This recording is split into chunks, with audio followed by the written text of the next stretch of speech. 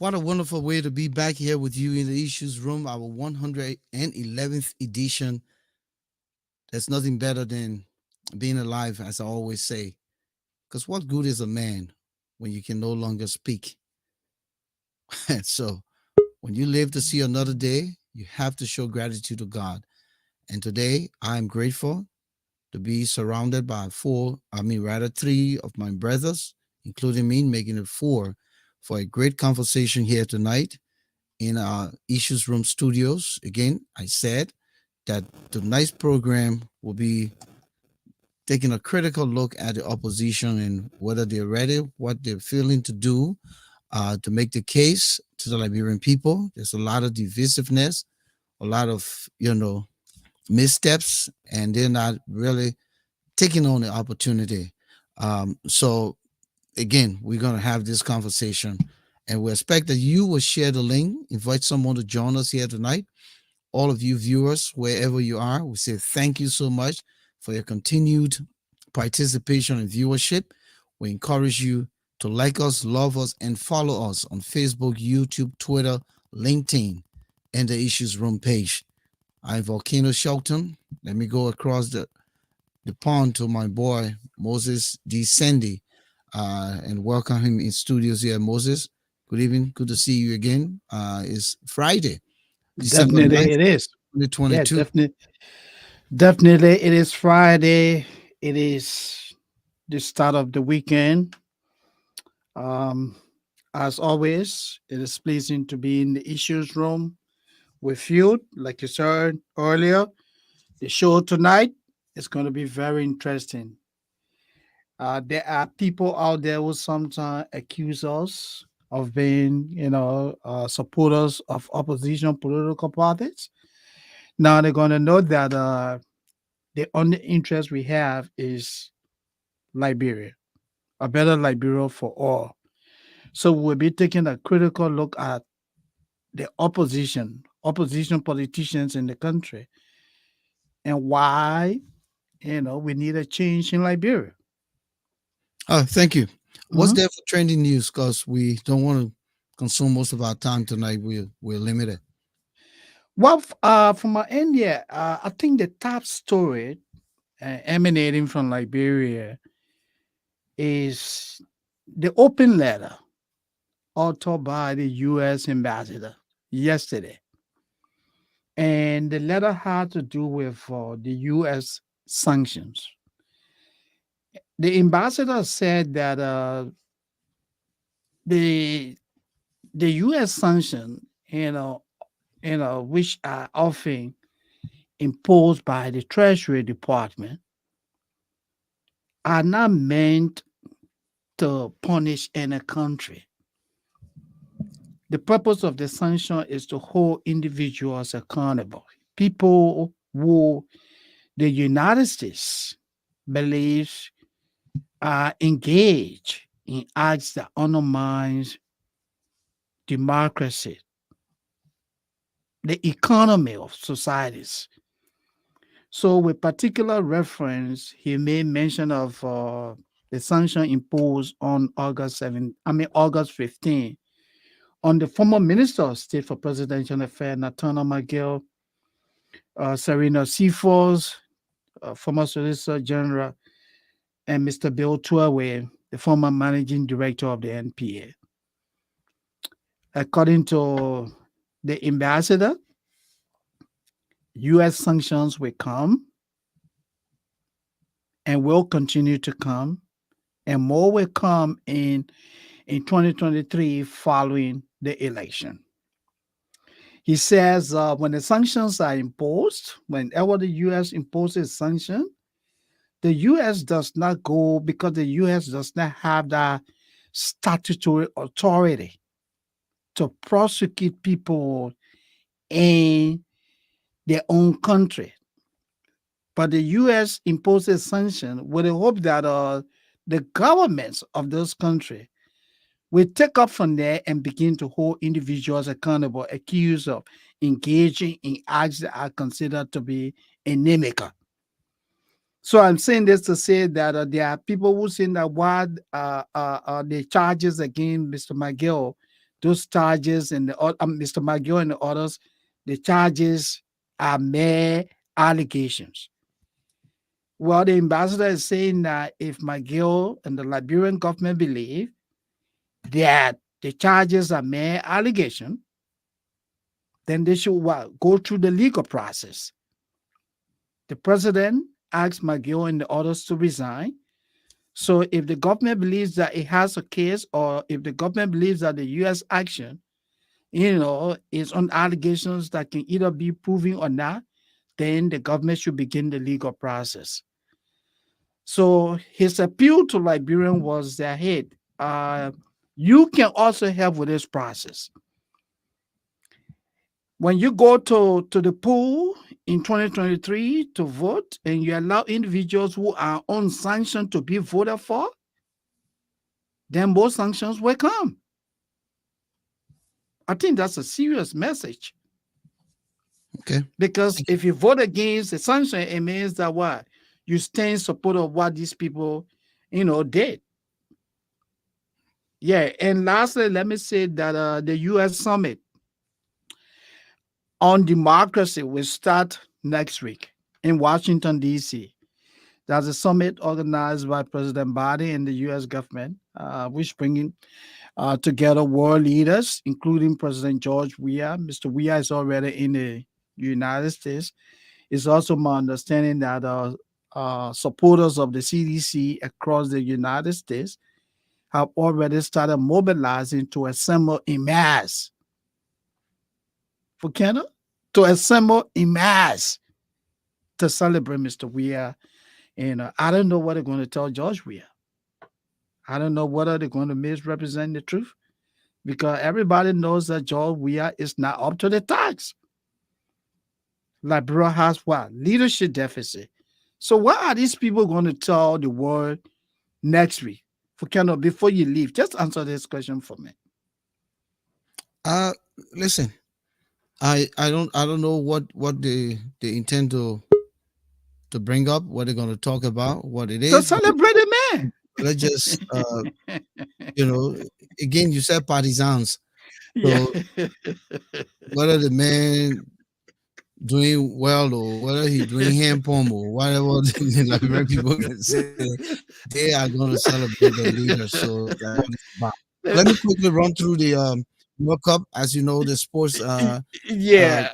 we're in the quarterfinals right now with the World Cup, and today was man, I tell you, for those of you who are soccer fans, you were given your money's worth. You spend time enjoying the game. The first game with Croatia and Brazil, it was a shocker. They played to a 90-minute draw, went into the first 15 minutes of overtime, and somewhere in the midpoint of the overtime, Nehemiah scored and put Brazil up one. Everything Wow. seemed to be like it was over. And when that first 15 minutes ended, they came back for the second 15 minutes, and lo and behold, like the people say, Oh, yeah. back and hit the back of the net with a beautiful placement, and Wow. that took the game to over. The Uh, draw? yeah, it found out 30 minutes, and so they were obliged to go to penalty according to the rule of the game. Yeah. And in the penalty, man, I tell you, Brazil fell short.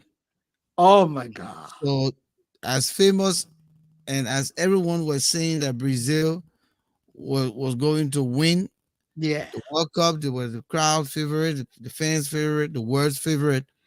They fell to Croatia in these quarterfinals, and so Croatia moves on to the semifinal. They won in the Wow. penalty shootout, four Yeah. goals to two.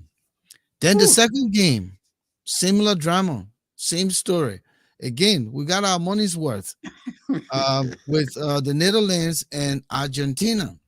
Yeah. And interestingly, Argentina was up one goal, and then Lionel Messi came and he got a penalty, and he scored out. Not actually, he didn't get the penalty, but the penalty was a foul on one of his teammates, but he kicked the penalty and he scored a goal. So everyone said it's over, and Argentina is up 2-0 by the 80th minute, 10 minutes to uh, uh, uh, the end of the match. Wow. And a beautiful header came, and the first goal was scored. Then those Whew. guys got crazy. They started playing Damn. long ball, and Brazil not used to long ball. Brazil let the sangba thing, they let it touch it, touch it, touch it. Yeah, But it's just touch it out. and let it roll. So unfortunately, man, Croatia, not Croatia, rather, Netherlands came back and they redeemed the goal on a direct free kick. I've never seen that happen. Oftentimes, when people doing spot kicks, they always try to place the ball on target or maybe bounce the wall. But this Yeah. play that was drawn up, first time in all my watching of sports and playing the game, to see Yeah. the guy play that ball to a man standing in the wall with the opponent, and that gap just opened up and the guy scored a goal. Just Then like that? just like that, and right on the button, right on the button, and then the Wow. game ended. And unfortunately, they went to penalty, and that's where Netherlands fell. The first two kicks, the goalkeeper saved it, Argentina goalkeeper, and then Wow.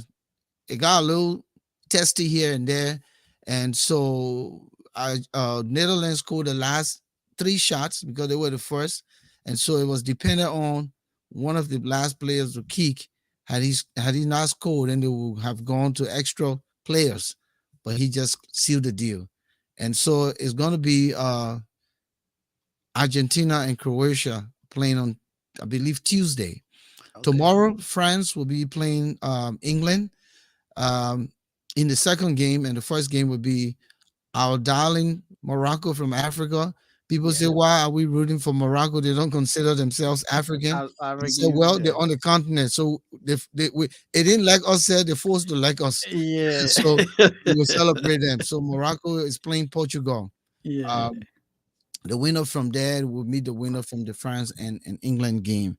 So we're, Okay. we're just days away from the closure of the World Cup. But as it looks, maybe Croatia could be in the finals again like last year. And it could be a Okay. repeat. They went in the finals with France in 2018. Okay. When I said last year, meaning the last World Cup. So Yeah. it could be a repeat. It's clear on the horizon. But that's the update from trending news.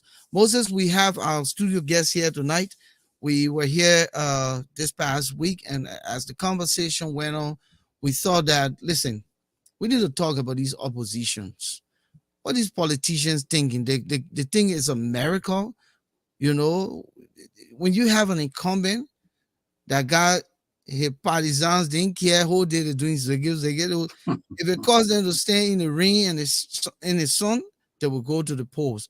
So don't be fooled by the pundits, don't be fooled by the optics, don't be fooled. I don't think the oppositions are doing much. And so we thought to bring in two brothers here tonight to join us on this conversation. Let me quickly go to Francis K. Donor. He was here with us last week, and he kind of stole the scene. And so we thought to bring him back because we wanted to re-echo and have this conversation. Good evening, Francis. Welcome to the 111th edition of the Issues Room. It's good to have you here. All right, thank you, Volcano and Big Brother Moses. Thank you very much for the invite again. Like Volcano said during the intro, every single day, every single hour, you find yourself briefing, and you don't pay for it. We should be grateful to our God for that, and I'm equally grateful to God that I'm able to sit with you guys to discuss a place. We call a place a banana republic we cannot be deported from, called Liberia. So I'm so excited to be here with you guys so that we can discuss in total on the basis of love for our country, on the basis of change, and on the basis of making Liberia a better place, not just for us, but unborn generation. Thank My Thank you. you. pleasure. Thank you. I'm hoping that Welcome. our man Bloje is now connected and going well. Bloje, can you hear me? Only thing, the background is kind of ugly. I don't know, he driving, Uh, I don't know. no, No, he's not. he's at home. We're still not getting any connectivity from you. Yeah, we can't hear you. So I'm not sure what's going on with Okay, so I muted his mic. So Okay. so the air coming from you, it means that It's coming from him, yeah. it means that there's sound, but probably you have not set up your microphone. I'm not sure because we're not hearing you. But when I mute you, that dead air goes away. So something needs to be done on your end, so we can come back to you, continue to play with you a little bit. Because you see, I open your mic. I'm on studio, and we're getting this what we call Echo. white air in broadcasting. So there's a white air here. So check your connection, and we'll come back to you momentarily.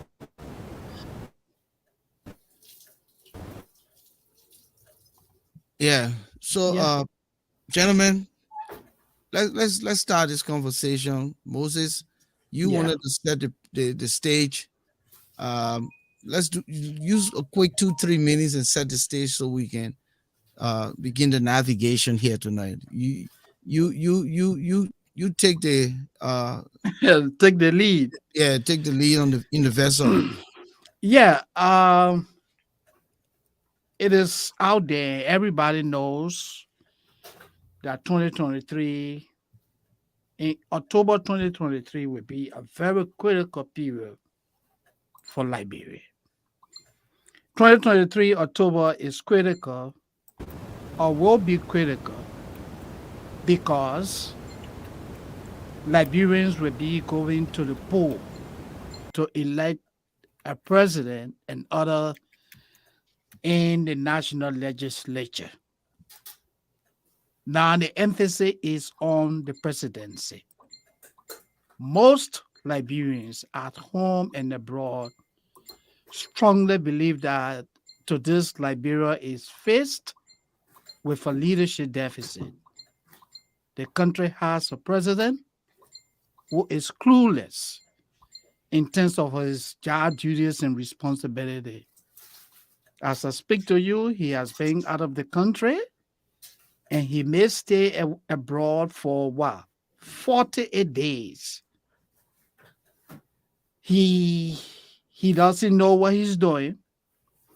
When the country is in crisis, Mr. Weir comes across as indifferent. He doesn't understand what is happening around him. He paid little or no attention to details. Just a complete breakdown in rule and law. In October of this year, we had the opportunity of listening to the former Minister of Public Works, human rights advocate Antonin Kofi Woods. Then he declared that Liberia is in a peril, meaning the country is sick as a result of the inadequacy of leadership by the ruling CDC headed by Mr. Weir. So the proposition coming out is that the only way Liberia will be able to thrive when there's a change in leadership. Liberians are craving for a change in leadership, like I said earlier, because the country has a president who is not up to the task. He has no control of the economy. He has no control of the healthcare sector. He has no control of the social system of the country. Even as I speak to you, Liberians are mobilizing to come out on December 17th to protest against the poor governance in the country. So, the way out for most people, the suggestion from most people, friends of Liberia, citizens of Liberia strongly believe the way forward is to have a change in government through a democratic process. Most are craving for Mr. Weir to be unseated. Now, the question that comes, who is prepared to take on this responsibility? That's where opposition political parties come in. Opposition politicians, that is where their role in this transition is very, very critical. However, most people are also confused Because when you take a look around the country, or when you talk to politicians in the country, one thing that stands out is that the opposition is divided. There's no unison. Everybody has his or her own agenda for Liberia. And when that happens and you go against an incumbent who controls the resources of the country, who has absolute control almost everything in the country, and you are not prepared, you are so divided, then people say the country is faced with what? A leadership conundrum, an insolvable problem, a leadership dilemma. What is the way forward? That's why we are here tonight to take a critical look at our opposition politicians and also dissect the prevailing situations in Liberia. Let me pause there for Canada. Yeah, thank you. Let me just quickly try Blow J again to see if he's good. Blow J, can you hear me? Yeah, Burkina, I can hear you. Can you hear me? Yeah, Okay, yeah, good. We finally. Thank got you you very now. much. Uh-huh. Thank you. The only problem now is you gotta get stationed. But let me Yes. see. Hold Hold on on. one second. Let me move you from this screen and bring you to this screen. Are you okay now? Oh no. That's the wrong screen. So let's go with this screen. Just try to. Okay. Okay. Try. Let me adjust this screen. Hold on one Okay. second. Okay. All right. Good. Things happen, my man. That's Yeah, what technology. technology, my man. Let's All take right, it. ready for me? I can be sweating. Yeah. You just try to set the guy just straight, Yeah, and I was set here. Yeah. so I will remove you from this other studio. Good. Okay. Uh, You uh-huh. got it? Yeah. So we got you now, Yes. Mm-hmm. Just hopefully it's not juggling. All right. But listen, sorry that you had the problem, but just Yeah. coming, Francis is not a new cat. You're new. Let our audience know who Blowjay is. And about a minute and a half, just tell the audience who you are, and we can proceed. First, I want to say I'm sorry, guys, for not coming on time. It was due to technical difficulties beyond my control. I'm Bloje Kono. I am a Liberian that reside in the state of Minnesota. I've been in Minnesota for more than 20 years. It is always a pleasure to have the opportunity to discuss national issue. I look forward to discussing national issue tonight with some of my senior brothers, some of them who I had the opportunity of growing up with in Washington on national television and by means of radio broadcast. I mean, in respect of my senior brother Moses Sandid and Volcano Shelton. As I say, I look forward to a great night. And Brother Francis, it is a pleasure again to have you here tonight, and also to be part of a panelist with you. I look forward to such a great discussion tonight. Thank you very much. Thank you. Thank Just you. before we go Thank to, you too. Thank you, Welcome. Bloja. let me Thank just you. quickly recognize some folks here tonight. Raymond Clark, Shella Naya, Frederick Moyu, thank you so much, guys. Please share the link. Please invite others to join us here tonight. The conversation is about to begin, and we don't want to leave people at the dock. We want you board now. Get on board, so we can steer this vessel, which is Liberia. All right, across the Atlantic. We got to get to the other side. Got to get to the promised land. Dolo Dolo, good evening, welcome. Flomo Livingston and Thomas Awaji, thank you so much for joining us here tonight. So Moses kind of talked about the leadership deficit we have in the country, with everything that's been happening, but nothing can be done if we don't have a solid opposition, if we don't have those political aspirants, presidential aspirants who are making the case, and we are 11 months away from elections, and it just seems so lukewarm. It just seems that the people scared, they want power, but they're scared to talk. So many things happening, and so, gentlemen, Francis, you come. Let Blow just start tonight, saying he's our, our fresh start. Newcomer, Yeah, yeah. yeah, Yeah, the newest on the block. yeah. So, Go so, ahead. Yeah, so you guys are right. I'm the new guy on the block, and But I like the topic tonight is a very interesting one. We cannot ignore the fact that we have struggled as a nation. We've been through a lot of turmoil over the years, and those turmoil situation has created so many calamity for our people, and it has led to our people living in destitution. If you talk to Liberian from all walks of life, Liberian, especially living in the diaspora, who have the opportunity to go home regularly, they will tell you that the living condition is deplorable and it continues to get worse. So we need an alternative. We need leaders that can go in and get elected and transform our nation. But we need to understand for transformation to take place, we need people who are very ethical. Liberia, as a nation, has struggled in terms of having a good leadership. And the reason why we have struggled when it comes to having good leadership is because the sons and daughters of Liberia are not patriotic. We are not sincere.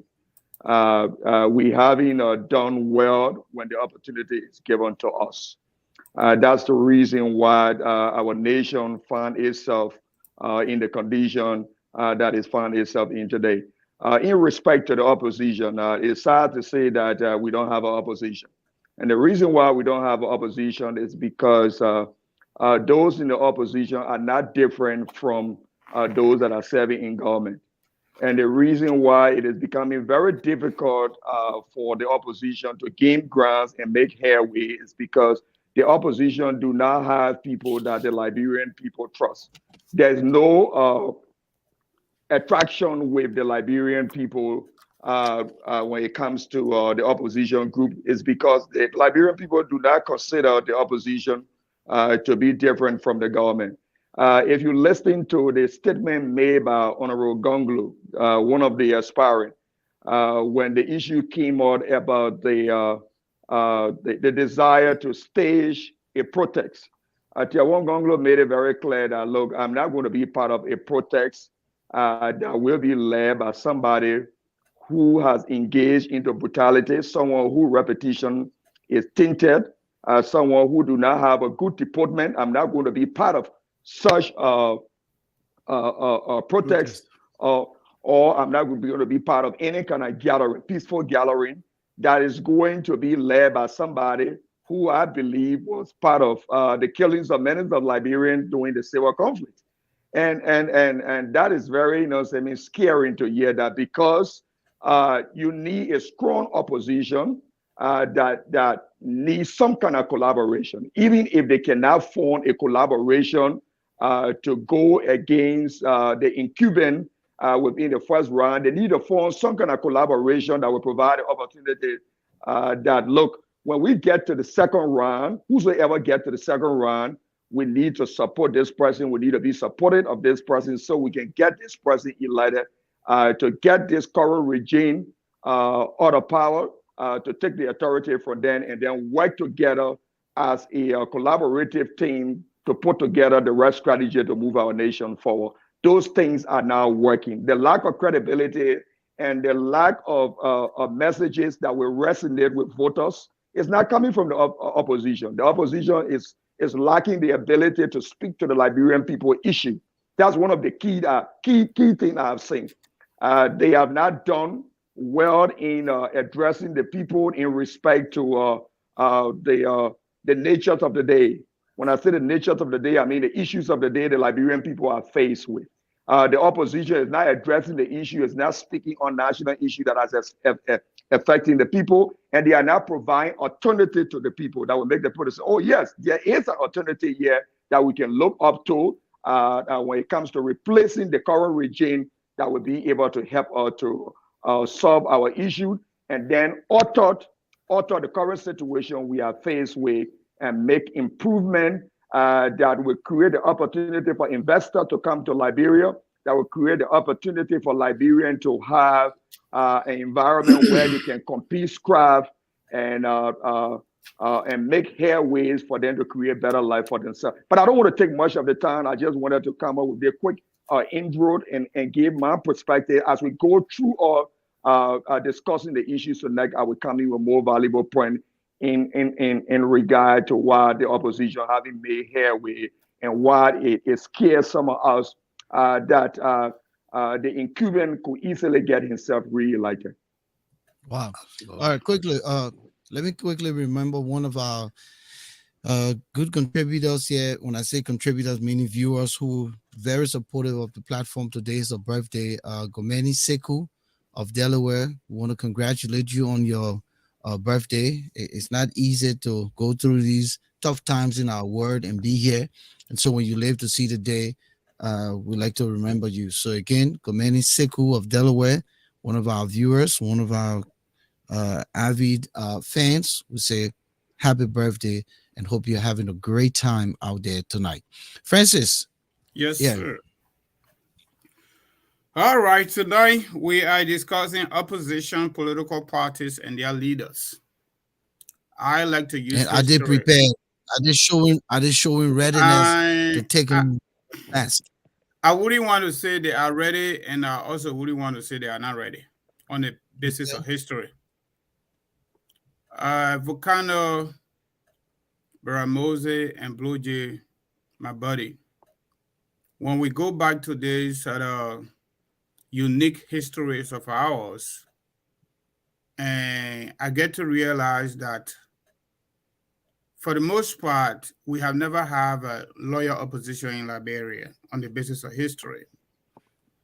Go back to the election between Tottenham, one of the elections, if I'm not mistaken, either Tottenham or Barclay, one of them, with Detour, where the country was kind of divided into two fronts prior to this 1986 constitution. American Liberians and indigenous. People are always taking kickbacks and people are always coming to the political space, not really that they will provide leadership for our people or they will win elections. They are always coming to the political space with a mindset of being part of the process. And at the end of the day, they will have a space. So let's go to current reality from 1997 coming to today. I still remember the wonderful Pajero because I was living around City Hall there, Satan area. We had 13 political parties that participated in 1997 elections. There was this idea of opposition political parties holding together, and they went to a place that they called Golden Beach at the time, was still kind of getting ready.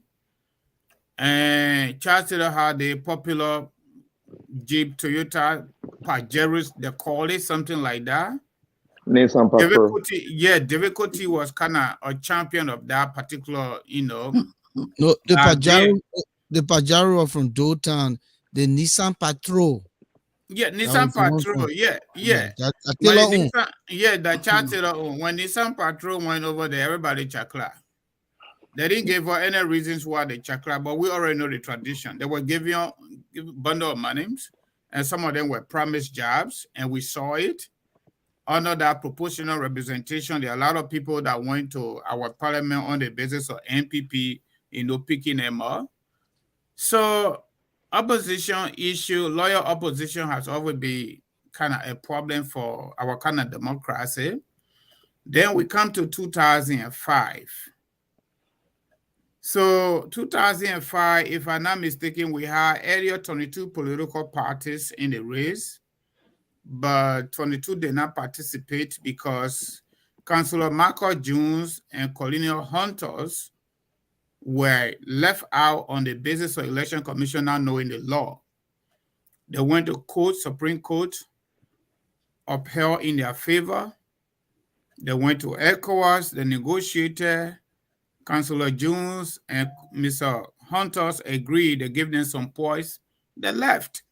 So we went into the election with around 20 to 21 political parties.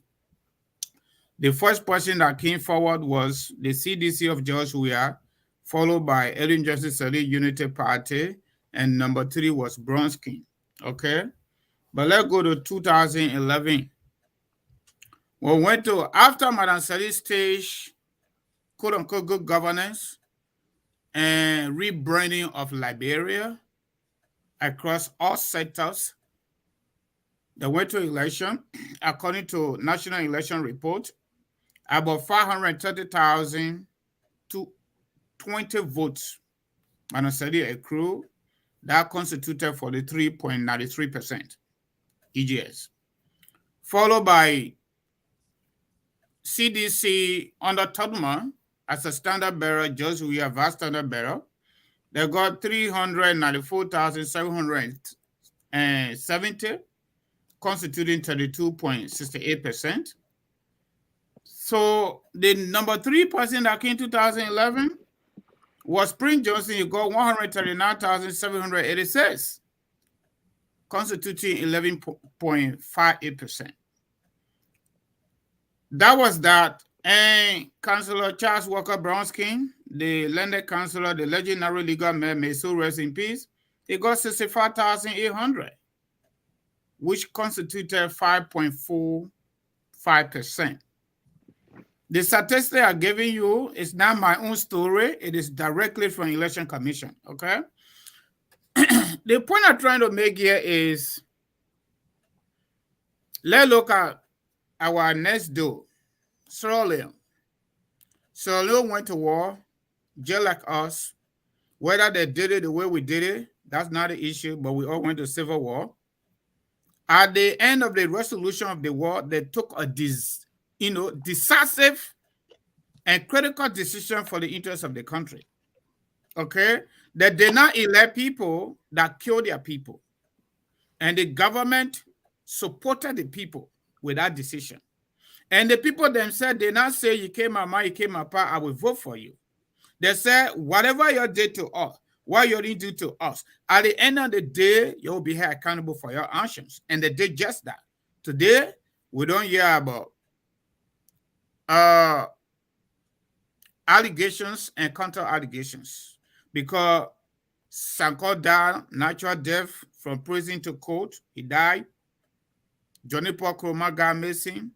Sam Bakari got assassinated in Liberia by Charles Taylor on the basis of trying to hide evidence or destroy evidence. So majorities of the people responsible for the Sierra Leone crisis, they are all being held accountable. So there are no allegation there. So no bad person going into governance and then they be asking them to pass a law for them to be prosecuted. It is the contrary in Liberia. How can we say voting for Prince Johnson to a point where he came in number 3? 2011. How can we say voting for Prince Johnson? But you see, until we can rehabilitate our system of governance and our political system and bring people into the governance space of our country, people who has good character, integrity, and people that will hold themselves accountable, even when nobody is seeing them. That's a real definition of integrity. When nobody is seeing you and you can do it right, the opposition is not going to hold together. Number one. Number two, opposition, I would say they are ready, but they are not ready on the basis of our definition. They are ready on the basis of their own definition. And what you For mean? example, what do I mean by this? Today, I'm looking at Election Commission website right now, Stanton. I mean, not Stanton, but Shelton. Yeah, Shelton, excuse me. Up to today, we got 21 registered political parties. 21 registered political parties today about this moment. Okay? So for God in heaven's sake, even the Zogo on the street, they got their own vote. The Zogo. But we are fine. So instead of us narrowing the issue of multi-party system to bring it to a minimum or maybe a reasonable 4 or 5 or maybe 3, We are not doing that, but we are bringing more parties. We could have additional political parties between now and October. So even what we see opposition doing, we don't find any readiness on the basis of our definition. Because we want them to come together, to hold together, so that we can defeat these indigenous looters headed by George Weah. We have not done it before. We have not done it before. That doesn't mean we shouldn't do it today. But we don't see loyalty among themselves because they are not there for us or for the country. They are there for themselves. Volcano, for God in heaven's sake, opposition among themselves, they will be having allegations and counter allegations against each other. And not supposed to be. In the first place, we should start to narrow down the number to be the guys. So let me say this, and this goes to the three of you. What is the fear right now? Because the clock is ticking and it's ticking fast. We don't have the time. Gentlemen, Liberia is at a crossroad. 2024. If we don't usher in the right government, I don't know what's going to happen to our country. 2023. I mean, no, 2024 is the 2024 inauguration. January. Yeah, inauguration January. But See, after, no, what I'm saying. yeah, go ahead. Yeah, I got government. you. Yeah. Because that's when the government takes seat. It's see there, yeah. There will be our time. Our time starts when the Chief Justice is swearing in the That president. person. Yeah. So that's where I'm nervous, because you see when people really, really want something, the things to do. We're not seeing go crazy, go loud, be stupid, But what are the tangibles? What the blueprint they presented to the people? Every man in his own lane, every man trusting himself, every man thinks that he's entitled to this office. Rather than say, listen, this needs a concerted effort, and now is the time. But look at where we are. National issues happening in the country, less condemnation, the barely talking. The president is a mute guy, and then you have mute oppositions, and sometimes they want to be so politically correct that they barely hold the government's foot to the fire, and is scary for our people. And that's what I'm concerned about here. What is your view? Do you think that they need to talk a little more? They need to begin to show a lot of actions, become a part of the process, rather than be on the sideline and every now and then they throw a little jab? Because I'm a boxing fan, number one boxing fan. If you're in that fight and your jabs are coming far in between, you're losing the rounds. Your hands got to go. And we got less than 11 months. And I don't see Cummings' hand going. I don't see Baga. I don't even know if Baga can even lift for a hand to punch. I don't see it. Somebody talked to me the other day. They said, Teon Gonglo, he's so soft. His voice is not authoritative. His voice is not presidential. So, and the other thing that I don't see too, the charismatic leadership, that crowd seller, that crowd pulling, I don't find it in these guys. I'm being honest. Look, Volcano, you have a legitimate fear, and that's a fear that most Liberians have. Come 2023, what will be the future of our country? You saw the level of unison that existed amongst opposition politicians when the May 10 elections were held in Liberia in December of 2020, when DeLon and the others were elected. When we had the now disassembled CPP, when we had a unified collaborating political party. When you had the LP, the ALP, UP, and the ANC working as a team, you saw the unison. Today, you have a quote unquote CPP, which does not even represent 5% of politicians in the country. So the question now we should be asking, these people who want to be president, what do they have to offer? And that's what I would like for us to do tonight. Let's begin with Omen Joseph Boaka. There are many people who believe that Mr. Boaka brings a lot to the table. He has 42 years of leadership, political leadership experience. He served in several governments. His last position was vice president. He has the ability to sell his idea as compared to Mr. Weir.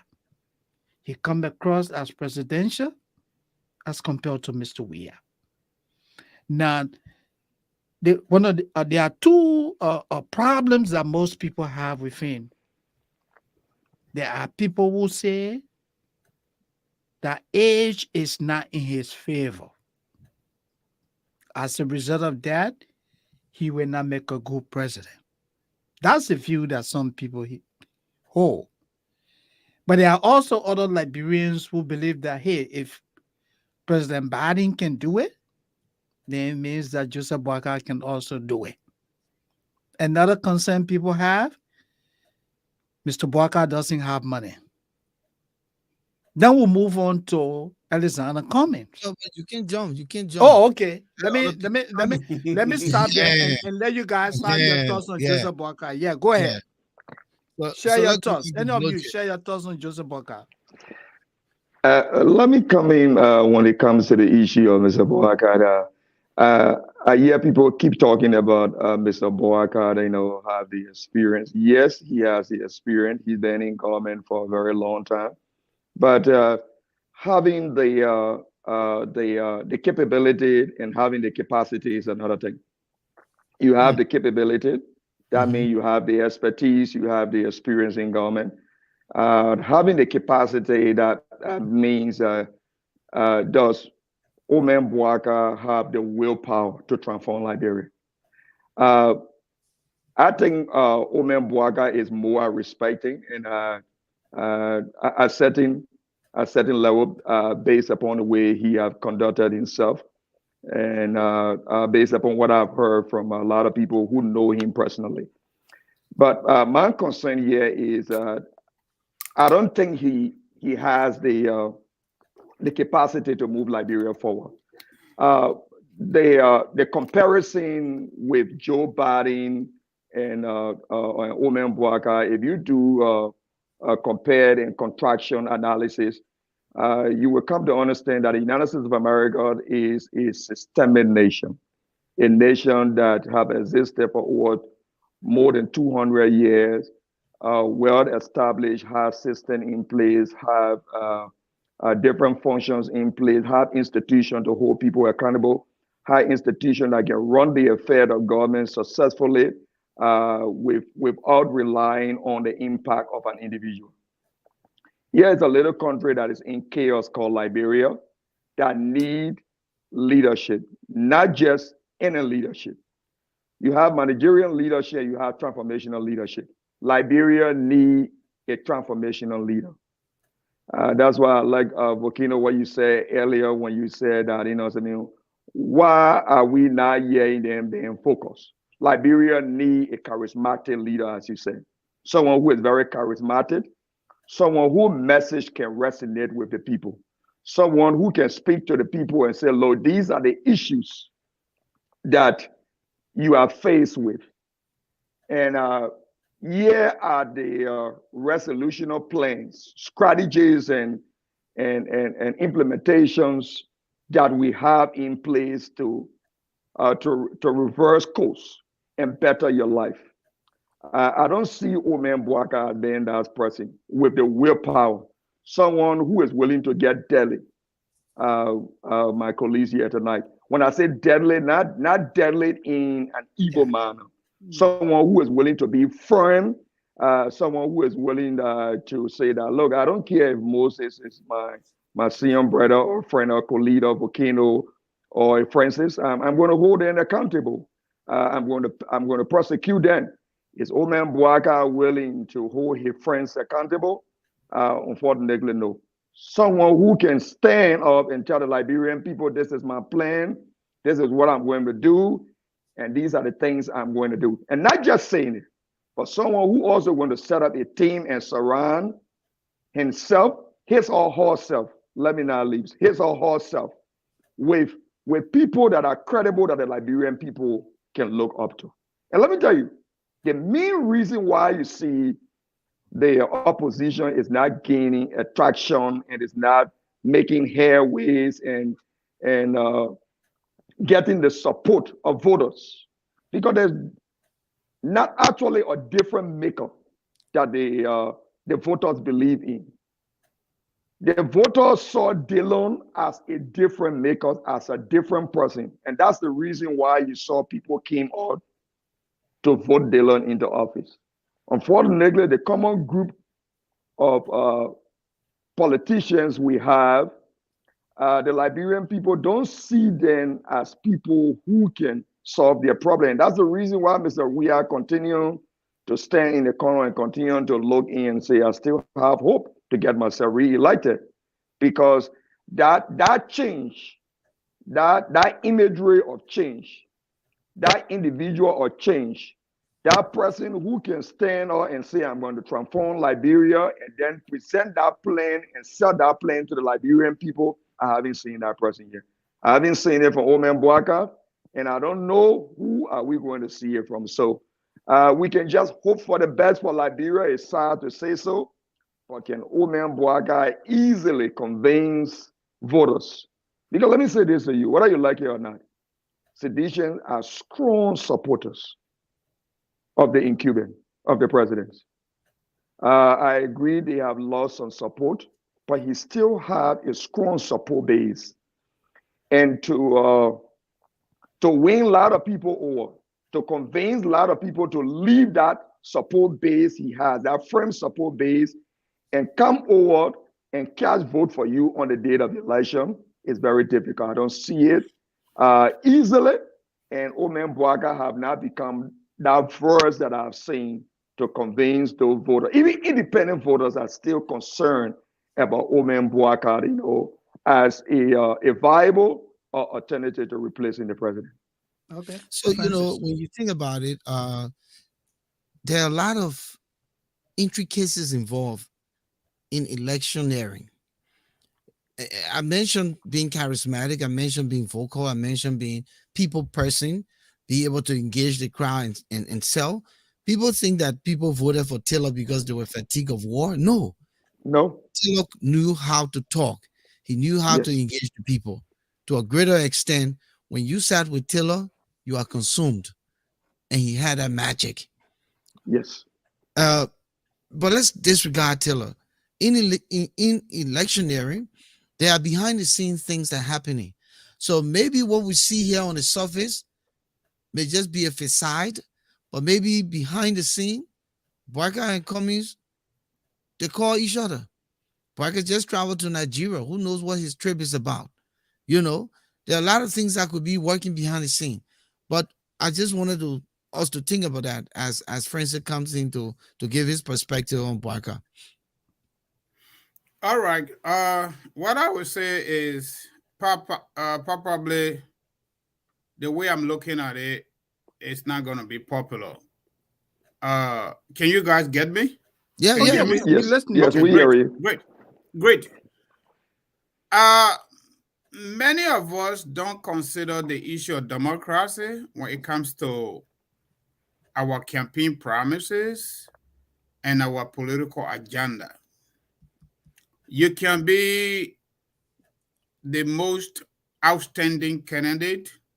You are charismatic. You are, you believe in transformation. You got a whole lot of stuff on your plate that is really good. But on the basis of democratic principles in countries that believe in it, until you can get the people's vote, everything remains your briefcase. That's why it is. And that's what happened to the opposition 1997, 2005, 2011, and 2017. Now, this is a case.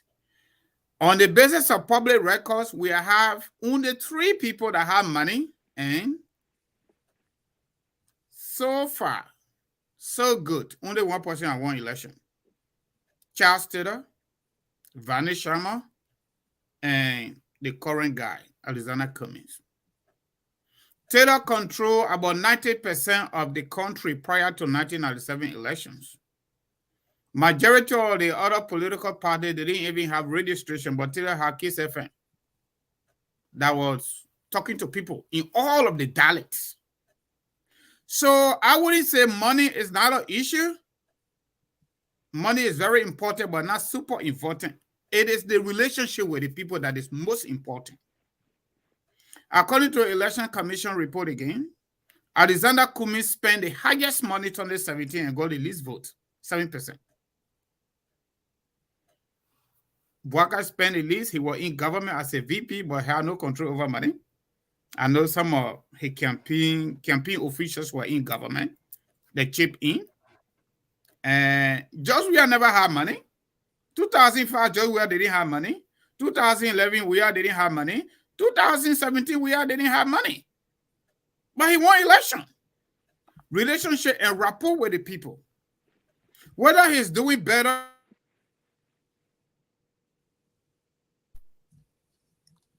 So the point I'm making here is, I would think that on the basis of experience, the closest person in this race for 2023 is Joseph Boakai.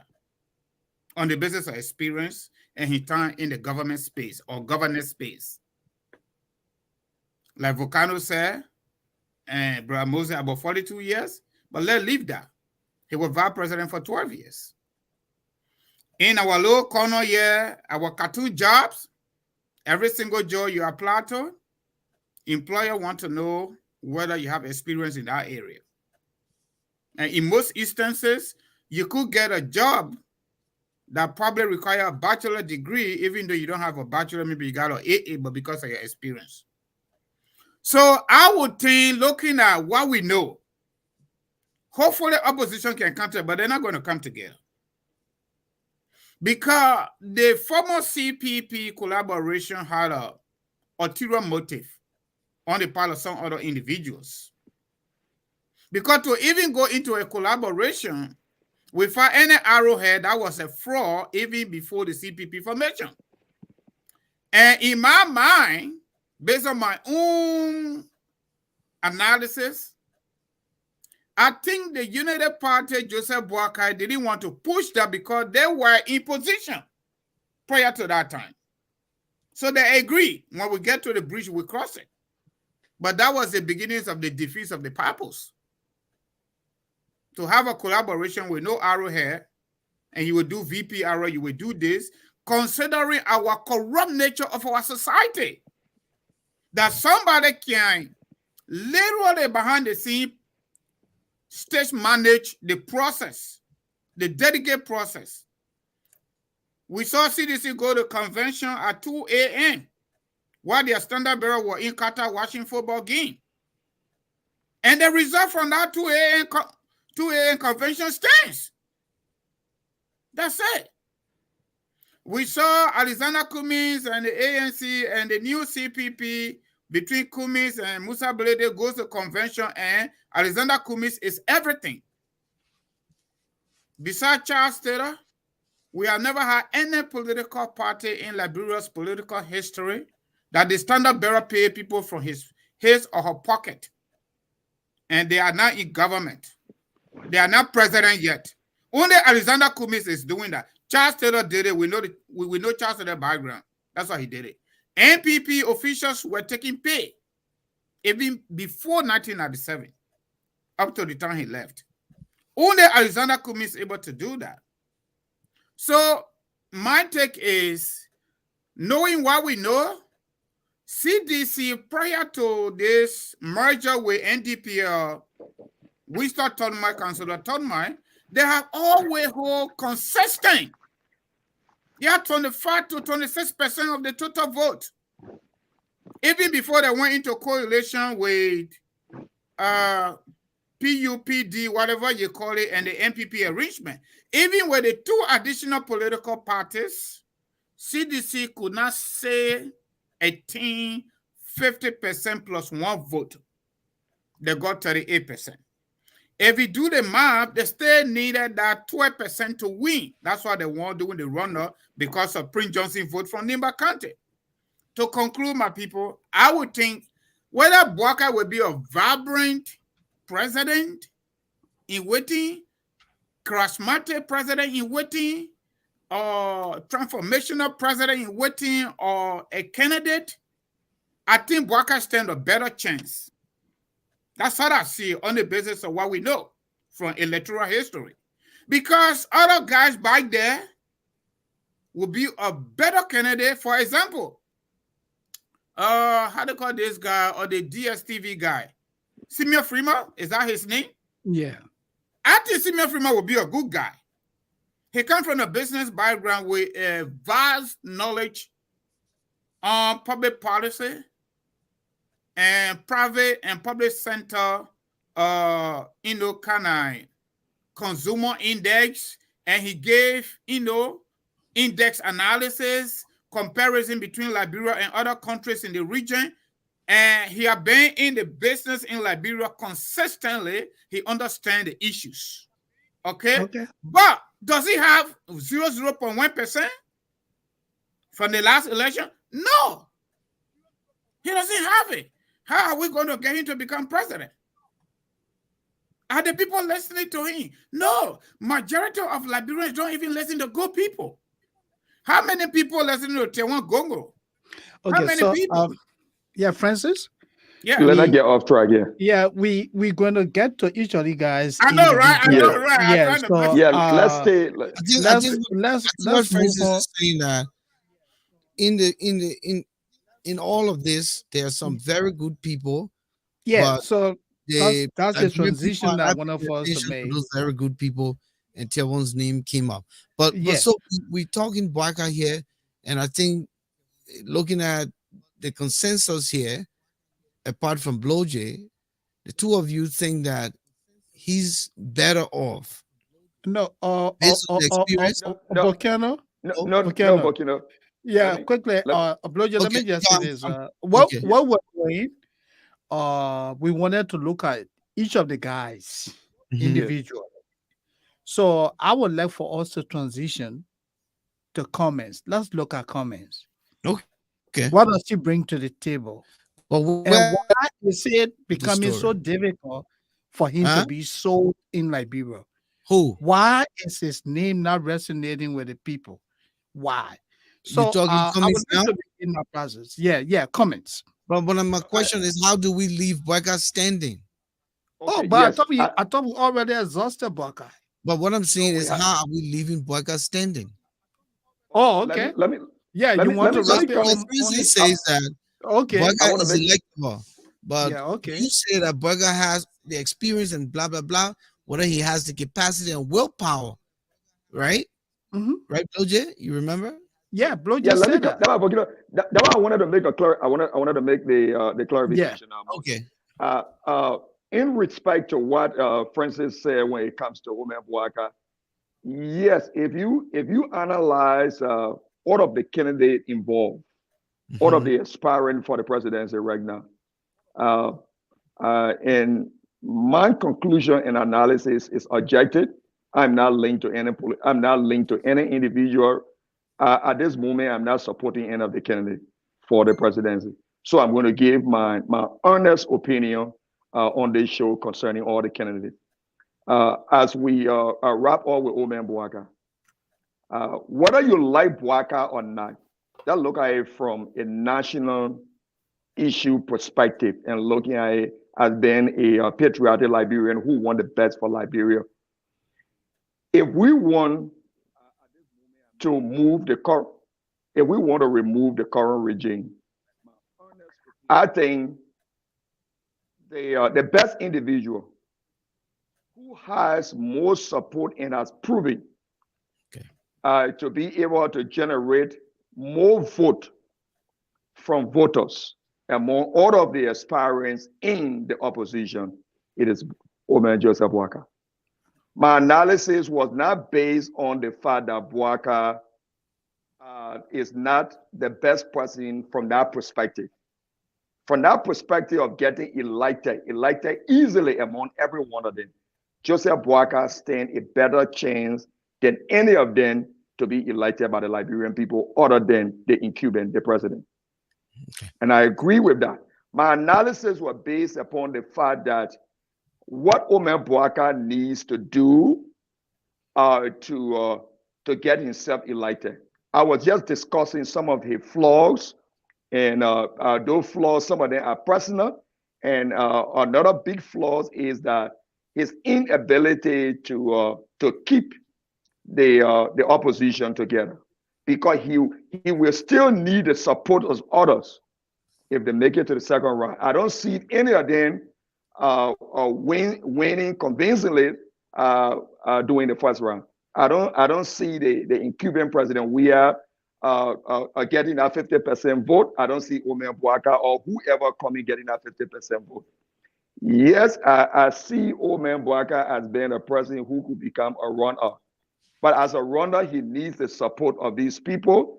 And there where my fear is. If he cannot get the support of his colleagues within the opposition, then we should be prepared for the second term of President Weah.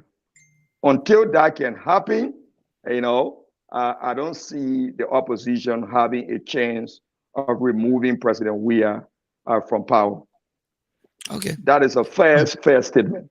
Okay. So yeah, So let's go to comments because yeah, we're moving into yeah. So Can let's I just say something quickly to add to what Blue Jay Right. just said? Just make it a I, minute. like Blue Jay said, like we can go or we calm down. I agree with him. And under no other circumstances that we're going to compare Joseph Boakai to that of George Weah. That would be a greater misstep, negative. From all indication, being fair, if we look at the political or electionary history, Joseph Boakai stands a better chance, even in the midst where he living on his pension and borrowing from banks. Imagine Joseph Boakai how what Kumi has. Imagine that. This old man is literally sitting now on rehab road and people are doing his job. And sometimes let's go back to Talbot history, for example. Talbot was vice president to Talbot for 19 years. And majority of Liberians didn't even know the values of Dr. Talbot until he became president. I'm not saying that is a kind of Joseph Boakai, but I'm just looking at that political perspective, considering our constitution, 1986 constitution, that the vice president shall assist the president, and knowing the vindictiveness of our presidency, over time, up to today, they have to ask you to advance before you advance. Or else, you leave your lane, and if you leave your lane, they will freeze your budget. And that's the reality. It happened to Joe Howard to a recent time. Okay. thank you, Francis. And now let's look at Mr. Comments. The results last elections in Liberia, which brought Mr. Weah to the presidency, Mr. Cummins underperformed, and it is even reported that he failed to even win the county from which he comes, Maryland County. Yes, it is true that Alexander Cummins has many years of corporate working experience.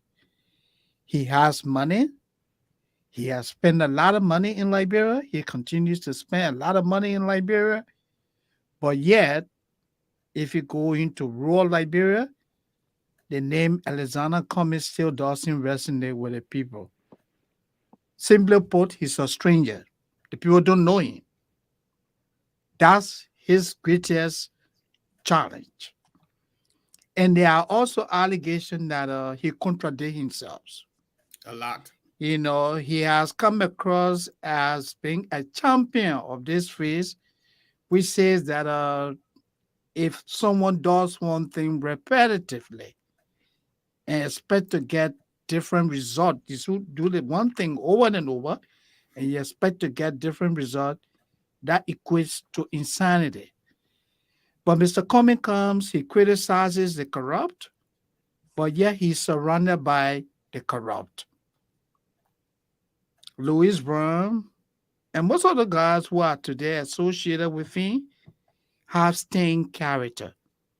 Musa Belete, who having to be the chair of the quote unquote CPP, has staying character.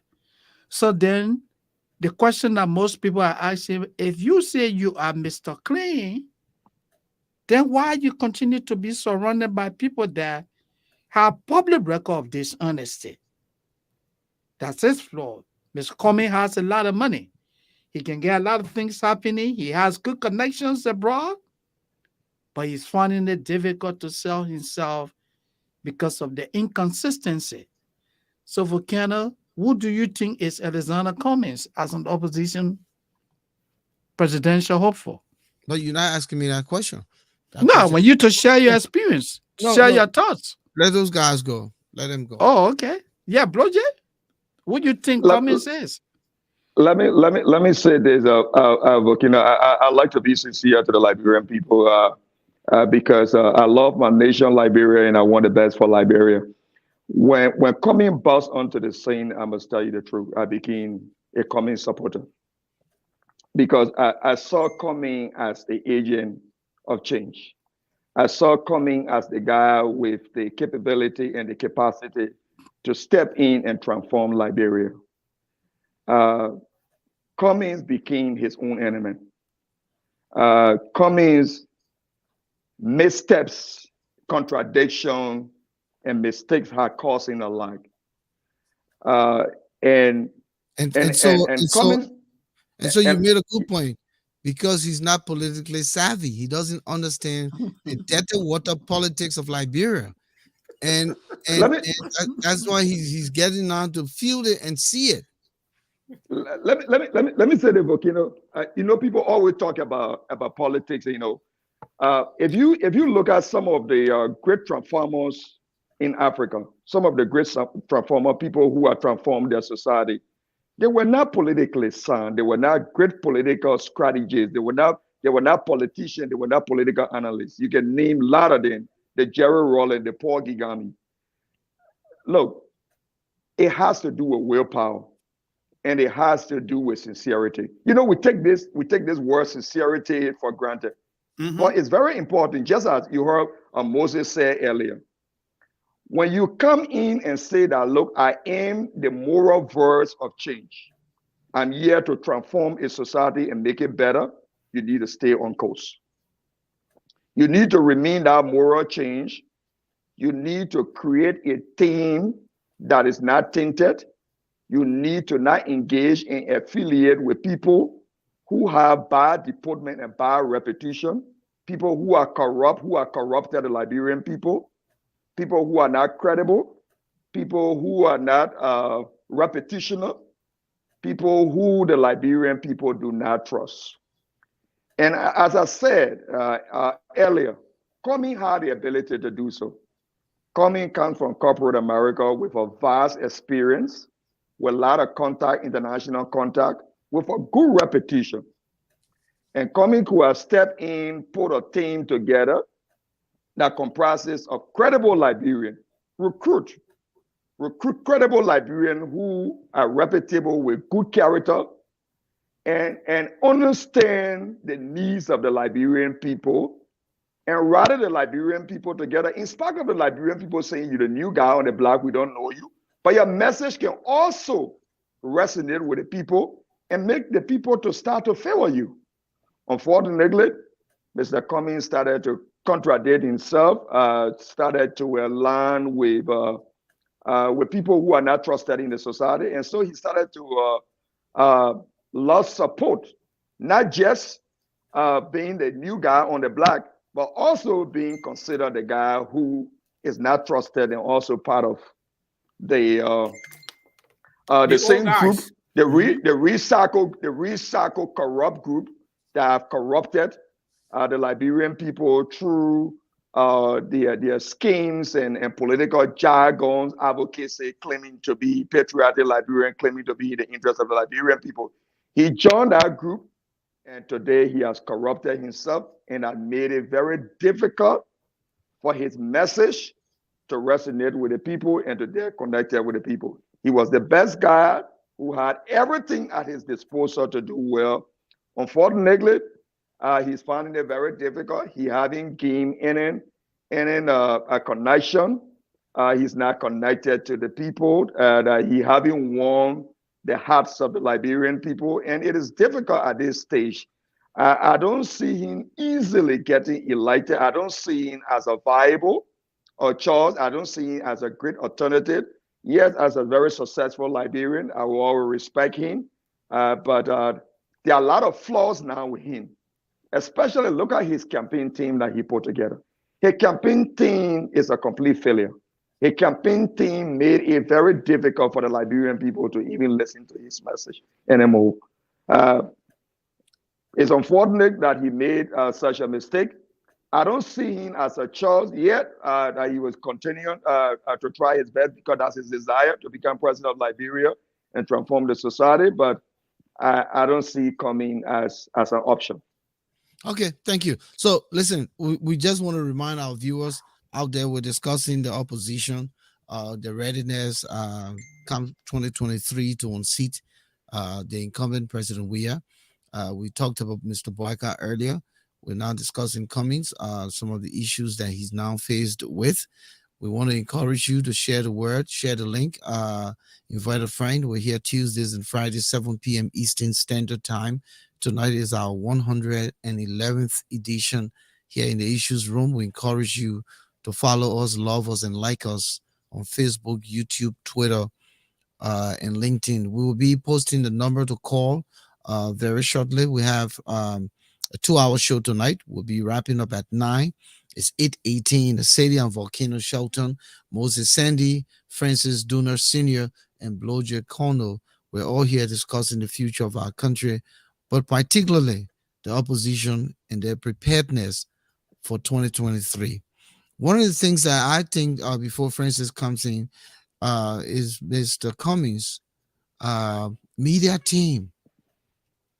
With everything that is happening, and now that they've muddied the water, meaning his decision to bring in the Louis Brown, the Daniel Chia, and the rest, and people are saying, "What a meaning! How can this guy do this? Where is his campaign team? I mean, his media team. What is the messaging?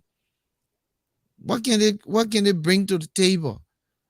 I don't know if Cummings has any real strong media team operating like the other people.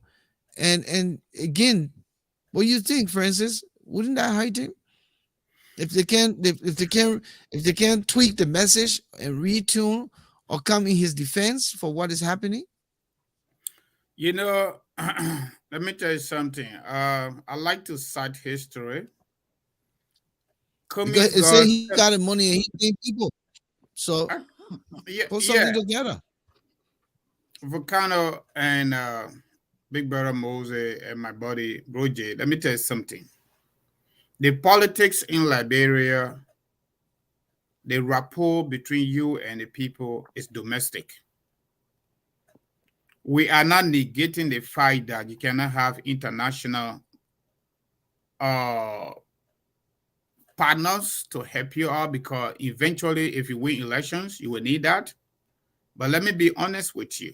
Cummings is not going to be part of our electionary process anytime soon in terms of winning the presidency. That's a fact. We live in America.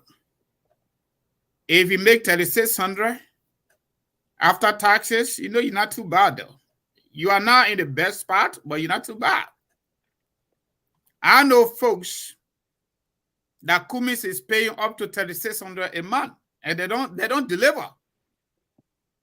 Kumi is using his money, but his money working for him. Because, like Bro just said, sincerity is not there. The man is a desperado, political desperado. If you listen to Cummings when he came to next door, right here in Canada, and he had a town hall meeting that was almost empty, and there was a gentleman, his name is political imam, kinda.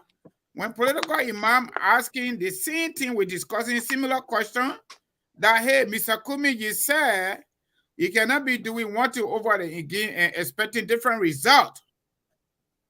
And the old guys, the vicious circle politicians damage the country.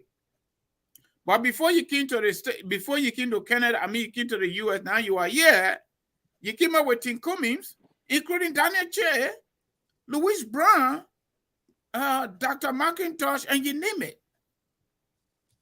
How can you reconcile that and your initial statement about you being the cleanest political guy on the block? Mr. Cummings used this. He said, this is the political gap. And the people up here, and he cannot be down here. The guy will meet right here. That was the answer. I'm quoting him. That was the answer he gave. But you know what? That's fraud. That is inconsistency. Mr. Cummings is not going to be president just now. And the reason is just simple. And let me tell you something. We got some propaganda information that the 180,000 offered to Washington lobbyists that money was offered by Mr. Cummings. But how many elementary schools in Liberia that are struggling, that Mr. Cummings is the richest opposition political leader in our country, according to media report? How many elementary schools Mr. Cummings have helped? Say he bringing the transformation. How many schools? How many villages and towns that Mr. Cummings have gone for the people to know his name? Few days ago, people from Maryland, citizens in Maryland, they came out in their majority with a resolution that they're not going to vote for Mr. Cummings. In fact, he should not participate in the election. That's what they came out with. So the reason here is simple. Mr. Cummings is not being marketed very well. He's being marketed very poorly, and he still reward folks to do what they are doing. For example, how can you be in the collaboration? You go to Unity Party, somebody who won on their ticket, you take the man there and bring the man to ANC and make the man chairman. You go to Unity Party, former Assistant Minister of Labor, Maria Yakura, you send her all the way to California, male chief of staff, send her to California to do law degree, and she return, you increase her pay. You go to Unity Party, you take money by your boyfriend there, you take it from COP and carry it to ANC and make a communication director, you even get a communication team. Okay? So then let's go on we go. So Mr. Cummings does not really have a base. He has no political base, including his home, even the community where ANC headquarters is. In Liberia, Monrovia, Mr. Cummings cannot win election there. But you see, again, insincerity. There are a lot of Liberians who sometimes they don't really believe in people, but they believe in what they can get from that person. So the thing I'm hearing from you quickly, Francis, it's reverberating in my ear, and now I'm hearing my man J. Randy Dapaul, the dishonesty in the opposition. And you keep reverberating the same sentiments here tonight, that Mr. Cummings is making the best of mistakes, the worst of mistakes, and people are just milking him. The poor guy. The people. Yeah, that's what they are doing. That's what they're doing. Him. But Volcano, hold a minute. Go to University of Liberia. For example, go to University of Liberia. Every single student on that campus got a background. Some can even win election against Mr. Cummings. The student-based political party, because almost everybody listening to them. The country Oma in Jalatan there, Ajambata Market, Radeta Market, Dwara Market, real life market, they have their children at University of Liberia. So when they're talking, they listen to them. Mm. But you're going there to start to market yourself. You are going to the very political party you're collaborating with to take people from there and give them money to join your political party, make them leader, and pay them from your pocket. Someone who is your chief of staff, their boyfriend is your foundation executive director.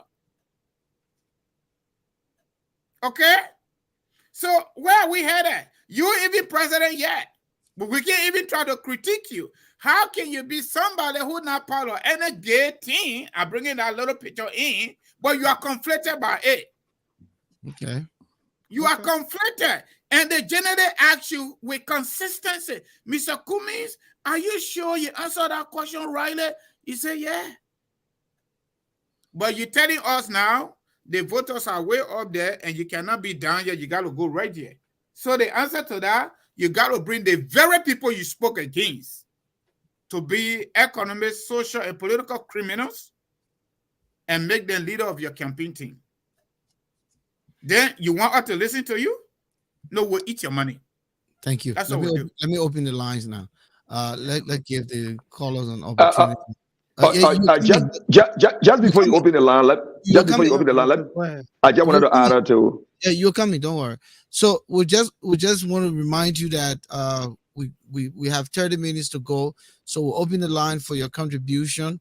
Call the number posted 404-272-2808, 404-272-2808 if you want to be a part of the conversation here tonight. We're discussing the opposition, and of course, we can expand this conversation to another production because we have some new names coming up. Francis said 21 political parties. So we want to know. We haven't even gotten to Tier 1 Gonglo. We have not even Daniel Cassell. Daniel Cassell is still in his little corner. He probably listening to us here tonight. And it would be fair that we can't talk about the PLP. So there's a lot, there's a lot going on. But Bloja, make your point quick while we wait for the line. I just wanted to buttress or in addendum to what Francis said in respect to Mr. Cummings' actions and the way he had conducted himself, which have led to him losing support and not being relevant anymore on the political scene in Liberia. Yes, it is true, bringing people on your team that is not credible, people that the Liberian people are already frowned at, is making it very difficult for Mr. Cummings. And one thing Mr. Cummings has done, and I don't know if he can reverse course on it, is trying to use resources to convince people. You just don't need to use your resources to convince people, and also using the resources the wrong way. Mm-hmm. And one key thing he stressed on is this. Volcano, we all know that when you want to transform a society, you go to the places where you can make impact. The University of Liberia is a very significant place you can make impact. As Francis said, there are students at the University of Liberia that represent every sector and every ethnic group of our society. Those guys will leave from there. If you can win those guys over, they will go to their village, their constituency, convince their mother, their uncles, their brothers and sisters in the different constituencies, in the different villages, counties, or whatever you may term them to be, provinces in Liberia, and convince their people and say, look, there is a new man on the block who is interested in transforming our society, and these are the things he's doing. And he's impacting lives. He's impacting the life of people that will help him tomorrow to transform our society.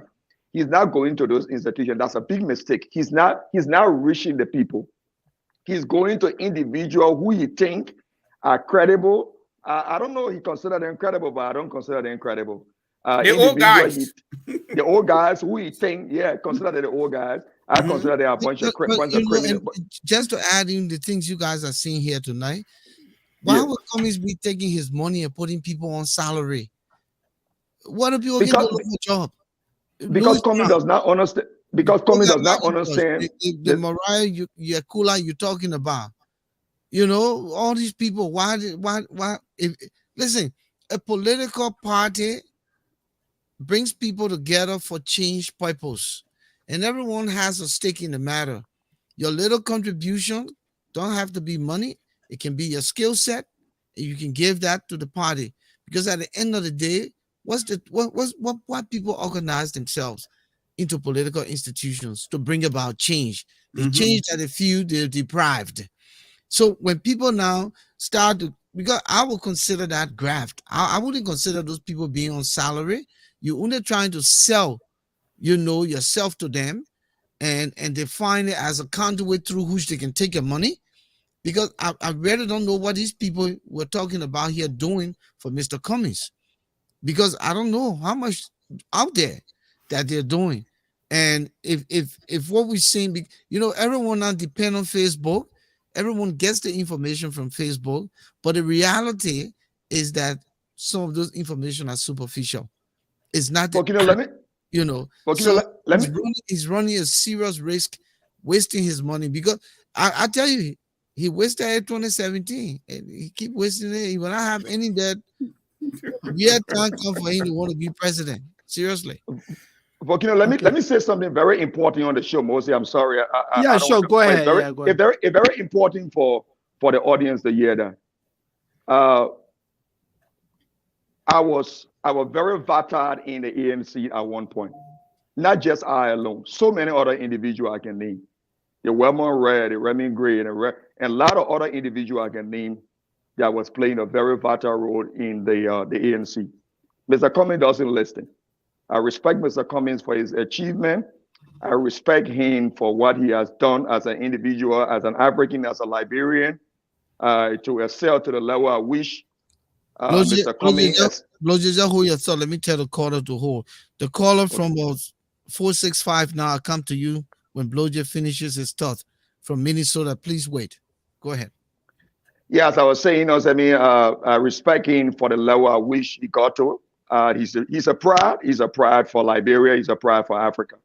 But the mistakes, Mr. Cummings had individuals in the ANC who were very committed to Mr. Cummings, who never wanted down from him.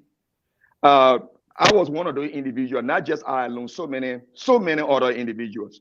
We even opened an office space in Minnesota for the ANC. The first office space the ANC ever opened in the diaspora was opened by us.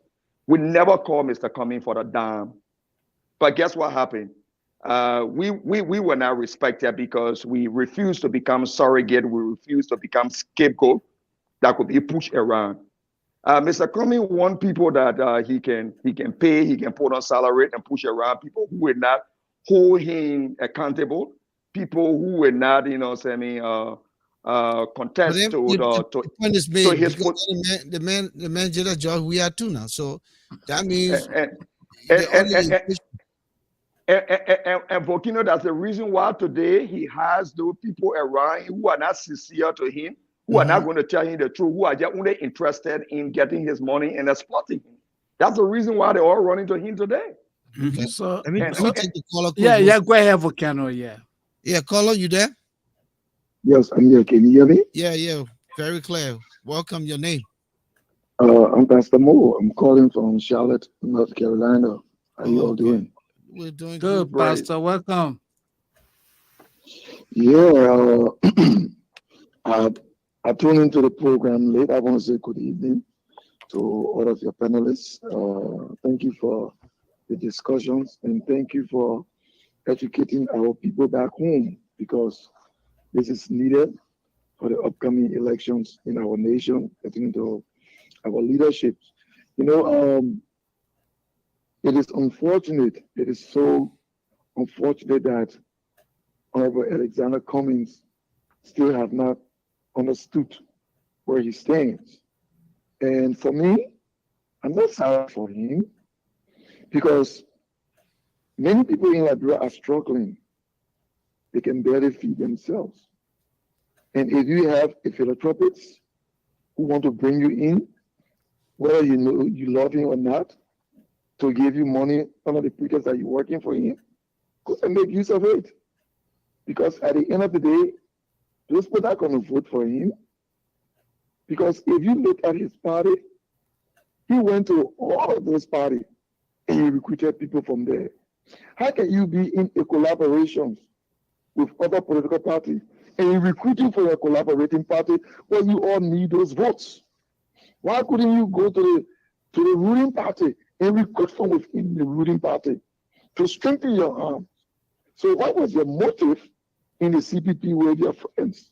Mm. You you never went into the CPP with a good motive.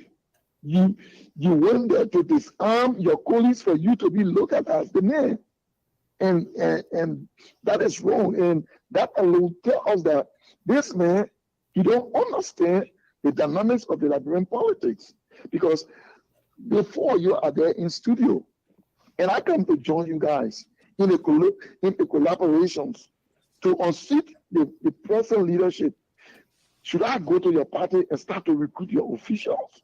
No, that means I'm working against all of you and I'm working in my interest. That means your interest is different from mine. So what I think he should have done, you guys go outside, dismantle the CDC, bring in the people. If you got money and they need the money, get it to them. Many of these guys you see in America today that are talking or ANC, many of them are not going to go to Liberia to vote. But some of us going to be in Liberia. We'll be in Liberia, we'll be there to run the campaign for JMB. We'll be there to speak to our people. We'll tell them why JMB is the right name for Liberia.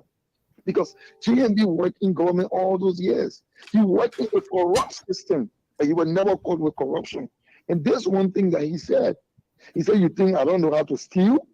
He said, you think you think I don't know how to be corrupt, but I will not take what is not mine." Yeah, he always And says when that. yes, and when people were running around with his name saying Amos Sawyer fired him because he was corrupt, because of it. Before Amos Sawyer passed away, Amos Sawyer had a live interview. He said that man is a good man. That man was never fired because of corruption. He was politically motivated. People who had influence remove him because you don't want to do what we want to do. But check it out. He worked as managing director to LPRC. And check all of those that work to LPRC. The Volcano, Ed, the Edwin Snow, the Lewis Brown, all of them went to LPRC. All of them got riches with the exception of JMB. So this is why we continue to tell the Liberian people, JMB is the choice and we will vote for him. No amount of false news, no amount of tricks that they start to bring on and say he went to Nigeria to go meet armed dealer, he went to Nigeria to go meet criminal. Well, let them say what they want to say. Let them say what they want to say. Thank But you. JMB is our choice for Liberia. Thank you, sir. Thank you. And Thank you. They So man. yeah, so let's now look at Councillor Gonglo. Yes, we still got time. The other the other presidential hope for Councillor Gonglo. So just before you say that Uh, quick, I see why yeah. some people say communists are Confucianism. But how to make it come in a conglomeration and try to hold the other people then? I mean, style your thought. The man's recruiting from within, right? Yeah. No, it's just all the oil here, then, my man. I Yeah, bring up that is it, my man, house, yeah. they are making passes. I'm a woman. That's Yeah, the yeah. politician, As a gentleman, you come right? for dinner, and then All of what y'all want a my dinner friends. I table invite at you the to my same house to come time. eat with me. Then you hustling. Yeah, And you making passing your passes. number over to my wife. Yeah, calling her in the kitchen. You gotta what it sounds like. Why do you become It's together crazy. if yeah, man. That's But an go ahead, Moses. interesting one. But look, now let's look at Councillor Gonglo. The name Tewan Gonglo resonates with Liberians. He's a human rights advocate. As we say in Liberia, the poor man lawyer. He represented several journalists in our country when they needed help and they couldn't afford legal fees. He represented Grangidians. You know, the Civil War, the number of Grangidians that were, the number of citizens of Nimba County that were, affected by the Samuel Doe administration is public record. But yet, this man stood up for Grangidians who needed help. He was Solicitor General, former Minister of Labor, and he had other prominent positions in government. So he's contesting the presidency, he come across as having an unblemished character. He's an icon of integrity. But unfortunately, his name is not resonating with most of the people because the people say, oh, that man is too straight. That man is too straight. It means that he's not willing to compromise. I mean, Jerome, tell me, why is Tewan Gonglo? Why is he not, getting the kind of traction that people need? Help us understand. Let Yeah, Francis. Okay. Yeah, go ahead, Francis. Francis, hold your thought. Let me just take this caller quick. Okay. Thank you, please. The caller from Georgia, 1730 from a Georgia number. Yes. How you guys doing? We're doing great. Good. Yeah. Okay. Your name? My name is Gabriel. Okay. Before I go further, I laugh when people say Comey does not understand Liberian politics. What is about Liberian politics for anybody to understand? It is Liberian politics that got our behalf for almost 175 years. We're still one of the poorest countries in the world. There's nothing about Liberian politics for anybody to know about. Okay. And another thing. But let me stop you there, my brother. Liberian politics started in 1979. Now, where politics really started? Okay, Because even we it had a started whole from one-party system. So even if it started politics. 1979, but how far has it taken us? We're still one of the poorest countries around here. Still illiteracy rate is so high in the countries there. So there is nothing about politics that anybody should go learn about Liberian politics. Okay, and let me say something about what the fellow was saying that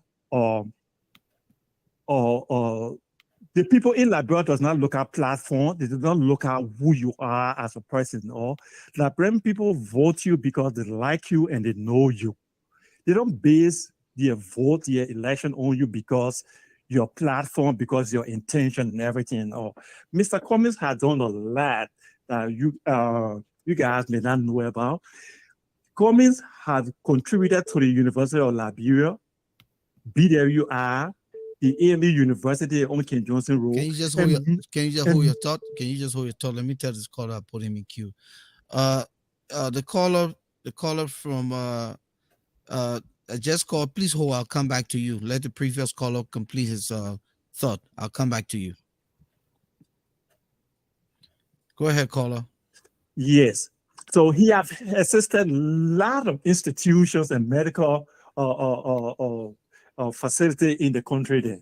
But it's just a Liberian people don't look at those things then. Liberian people look at you because they like you and you are been with them. So then how can he create the likability factor now? You don't have to like me. You don't have to like me, but you can look at my platform. You can look at what I stand for. My brother, stop. Okay. You just say your platform was not a matter of must. No. I didn't say that. I said Liberian people do not look at platform. That's what I'm saying. So your point here, I want to make sure that you understand what you're saying. You said people vote for people because they like them. So I'm saying, how can then Cummings move from giving, bringing a platform and create create the likability factor? How can he make himself likable? But that's what he's doing. That's what he's doing. He contributing to medical institutions all over the country. But my man, the people in the eat of rest. You bring plenty of rest to eat it to go by and say, who's voting for that man? So but that's why the country will never go anywhere. if our electorates were sophisticated, like countries around our neighboring countries like Ghana and Ivory Coast and everything, we would have taken a big step forward. Because the electorates will come and take your things and don't vote for you. That's why they stay in their condition they find themselves in. Yeah. You see the issue of Ghana. You can recall when Ghanaians told bag of rice to those people. They said, no, we don't want bag of rice. We want jobs. But now with Liberian electric will take your food away then, so you at the same time, then they turn it back and vote for someone else. But at the end of the day, who suffer? They suffer. Thank you. They suffer. Yeah. Let me take the next caller. In Liberian electorate was a serious people who wouldn't have George Weah or even Charles Taylor, president of our country. But they Thank don't you. look at those things. They Thank look you. at you because they like you and because high quality you have been with them. So that's the problem. Thank you. Thank you. Thank you. Yeah, caller. Welcome from a 0325 number. Yeah, thank you. Moses, I think the other caller is still on it. No, this is the caller from 0325, New Yeah, York. this is him speaking to you. I was saying the other guy was talking. No, you're good. You're good. Okay. You're live. Your All name right. and where you calling from? This is Ellis Stevens of Volcano and the rest of the crew. Good evening to you guys. Thank you. Thank you. Welcome, sir. Good to see Thank you. you, sir. Yes, good to hear from you too as well. Listen, Volcano, I have a little input on. I think we got a lag in the call, so I'm probably hearing myself. No, you're No, good. it seems like you're monitoring yourself. Are But- you but monitoring yourself? feedback. Just go ahead, talk. Just Okay. use So your I was phone. going to speak Yeah. about the previous one, not the guy who spoke before me, but the one that was before that, who were calling from North Carolina. He made a couple of comments and some of the things you guys had said earlier. Okay. Criticizing comments for some of the some things, few things that he outlined. We know that's a Joseph Boaga Kim or rep or whatever he would term himself. But this is the thing here. I think some of the criticism that is levied against or comments at this time, as far as him recruiting people or those people going towards his camp, in my opinion, I don't think it's fair enough for him to be criticized for that. While it is true there's a collaboration that is existing, that these political parties are still individual entity. They still maintain their party role within that collaboration. So if someone want to cross carpet from one political party to another, it's their decision. I don't think it's necessarily like Mr. Cummings is going out there to recruit people, but that's not the bigger picture here. The bigger picture is what should happen for Liberia in a positive way. Now, Mr. Boakai have already served in government, like everyone keeps saying he has served in government for so many years. He's now a corrupt guy. Let's take it as that. But what are those major impact has he made over the period as far as changing stuff positively to work in the favor of Liberia or Liberians? We have not heard or seen anything that telling people that he has worked in government for over 25 years and not playing any important role and just describing yourself as a sports car that is parked in a garage. That's not the kind of result we want. Someone who will be parked and other people running the country and making the decision. They made that same mistake doing Ellen. Ellen was practically immobile, just her connection. There were other individuals that was running the country and not doing the right thing for the country. The same thing's going to happen in the case of Joseph Boakai. Okay. Now let's move on to Mr. Gonglo. Mr. Gonglo is a very decent man, and that's one of the things that Liberian people don't like to see. They criticize him for him being a straightforward person. We need a straightforward person in Liberia. I would not support the candidacy for one fact due to the fact that he belongs to a particular political party that I do not agree with that mentality, which is LPP. If they had changed a lot of things, because they have been one of the key political party in Liberia that have created a lot of problems for Liberia. Give me one or two. Give me one or two. Well, Volcano, you're a student of history.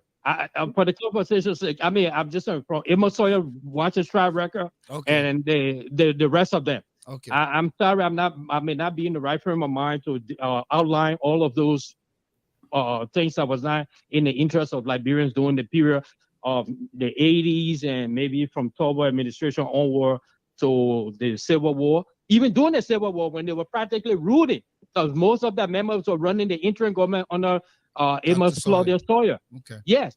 So those are things that they did not do in the interest of the country.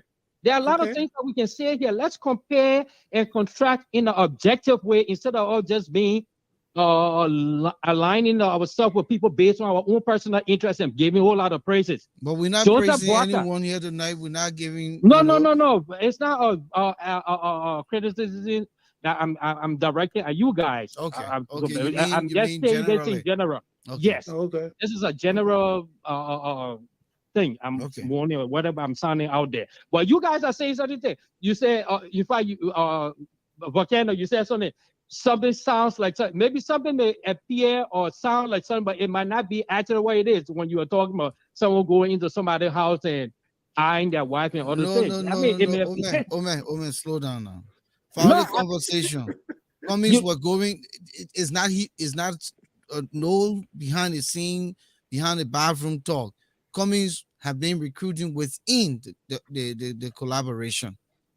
People are well, it's crossing not a over. bad thing. It's Okay, not bad. If he's but what trying I'm to, saying if he's is, trying, you my uh-huh. man now. We say we come in Yeah. to join Mr. forces. Cummings is one of the Then I'm instigators of bringing the you Labor Party to my house. I say, crisis. can I How have you know dinner? that? I'm trusting you. Then I go upstairs to go grass on it. You wait in the kitchen there making Oh pasta. man, but listen now, you now got to slow down, Mr. Moderator. This thing here that the comparison doesn't hold. Oh, why is As not far as holding? I mean, the discussion of him, that person, the guest going towards your But wife or your but girlfriend. but you must say together Volcano, and start going Vol- somewhere. Where you should go. What can I do? Listen, Volcano, Okay. my man, Volcano. let me not hold you out. I guess you got other caller, but Yeah, thank you for the time. Thank you. yeah. The man will accept that one. But it almost similar to that. Of course You know, it is. Volcano. And Just to, Volcano, hold on. Let me see who's this. Yeah, big. Let me tell the person the last call. yeah, Caller from a 4659. Liberian people, very interesting people. Yeah, very interesting. the one from North Carolina, Pastor Mo. You see, Pastor Mo, you only this got is 1 minute. okay. Yeah, Thank you. we're about to wrap up. This is what we face with in Liberia. We shy away from the truth, and you put it. There's no better way for Kano. You could put it.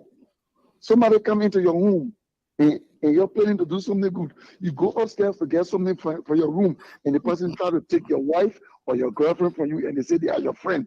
What is their intent? So look, we need to start to admit the facts. I cannot be in a collaboration with the four of you on this show, and I'm recruiting from within your party.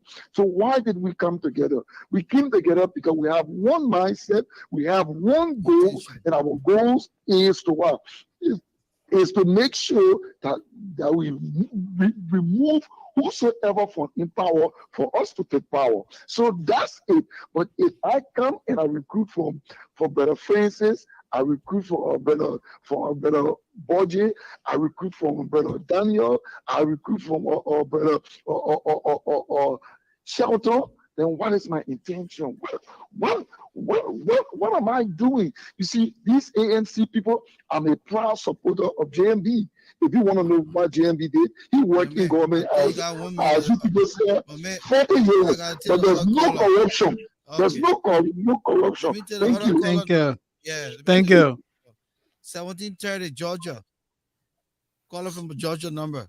Yeah, it's obvious that Pastor Mo is a Boyka man. It's obvious that he's a Boyka man. Okay. Okay. Yes. So I mean, what do you expect Thank Pastor you. Mo to say? But Boyka Yeah, should thank be you. careful because before Costa overthrow him or George Lobo overthrow him when Okay. they take power. Thank Yes. you. Thank you. All right, gentlemen. Sorry, look, man. look, No, look, Volcano. I think you listening to all the callers, and I like where Francis said. You see why we are faced with all of the issues we are faced with. The insincerity. People are more supporters of an individual than being supportive of national interests and national issues. People are not addressing national issues the way it's supposed to be addressed. We got a bunch of surrogate who are fanatics, who are just fanatics of individual.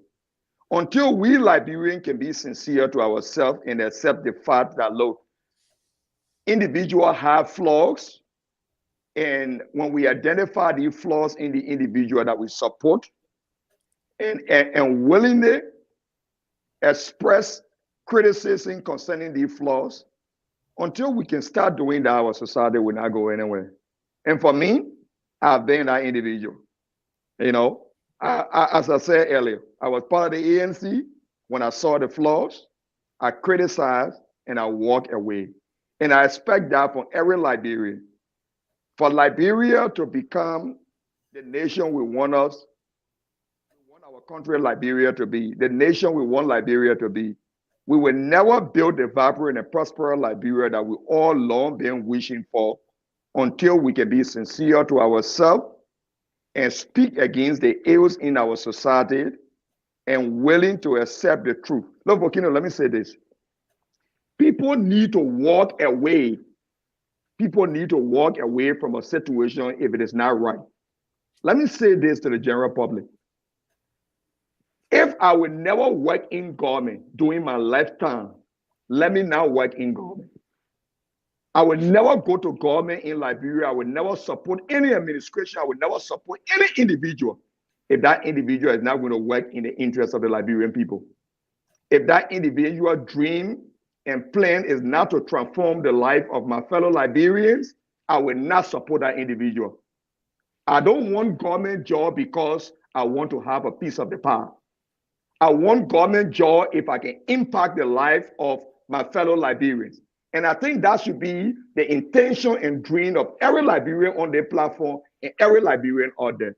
Until that can happen, until patriotic Liberian can rise up and stand up for Mother Liberia, it's unfortunately to say that we'll never see a better Liberia doing our less spend. Thank you, Bloja. It seems like that was a great closing statement there. I know we started the conversation with Mr. Gonglo, but the truth here is, Francis, I don't know how you're going to wrap it up because the question came to you. So find a way to squeeze it in. Just watch the time. We got 4 minutes. You can do 1.5 minutes and just give your perspective on Councilor Gonglo. Yeah, Volcano, Bro Mose, and my buddy Broje. Everybody, thank you. I think even though we have not ended the conversation 100%, but I think we've done great. Everything we said from the intro to where we are, we already got a livable witnesses calling and doing the same thing. Insincerity, lack of integrity, honesty, those are our problems as Liberians. Tiawan Gongo, in my mind, he's a good character. But can he win election? No. He cannot win it. It's a reality. He cannot win election. Sure. It will even be extremely difficult for Tiawan to even win Nimba County because Prince Johnson is right there. 2017, Prince Yomi Johnson got 127,666 votes. That constituted 8.22%. More than Alexander Cummings that spent over $2 to $3 million. Okay? I agree. Prince Johnson is not in a race this year because, according to himself, he don't think that God want him to become president, but God want him to be senator, and he already senator. He going for that. But what we need to do as Liberians, like my brother said, we need to be objective, even though we're supporting somebody. To ourselves, to our country, and our fellow countrymen and women. That's what we need to do.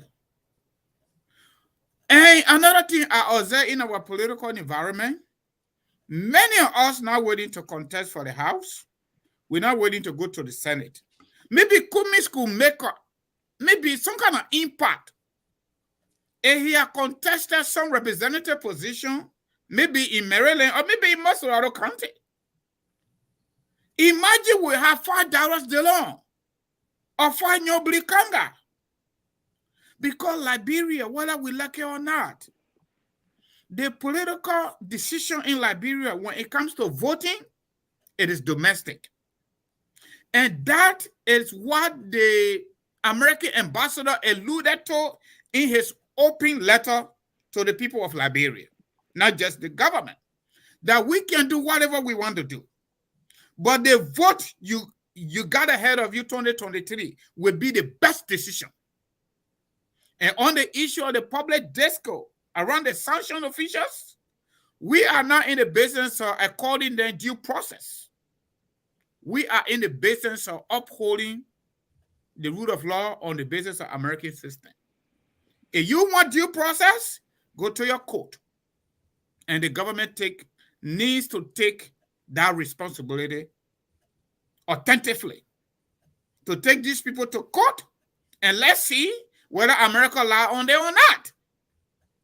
Until we can start to hold ourselves accountable for being dishonest to ourselves, yes, to our neighborhood, to our family, to our country, and to our friends, Liberia remain where it is. And majority of the leaders from yesterday and today are the one perpetrating violence, abuse across all sectors of our society against us, the people. And we, the people, we literally don't have any power to fight back. When we go back to election, they're going to bring rice. Probably some people will take it. And I will encourage all of us, even on this platform, since we got interest in our country and we got different perspectives and views on how our political leaders have been. And today, we need to take some initiative to not just to have this conversation, but to play a key role in our political decision, including electionary processes. Thank you. Without much ado, I want to say thank you to everybody, including my buddy Broje. My man, I live 3-4 hours away from you. I think we need to talk. But Definitely. let me tell you something. Just to conclude, like Broje said, Baka is in a better alternative position, evident by the votes.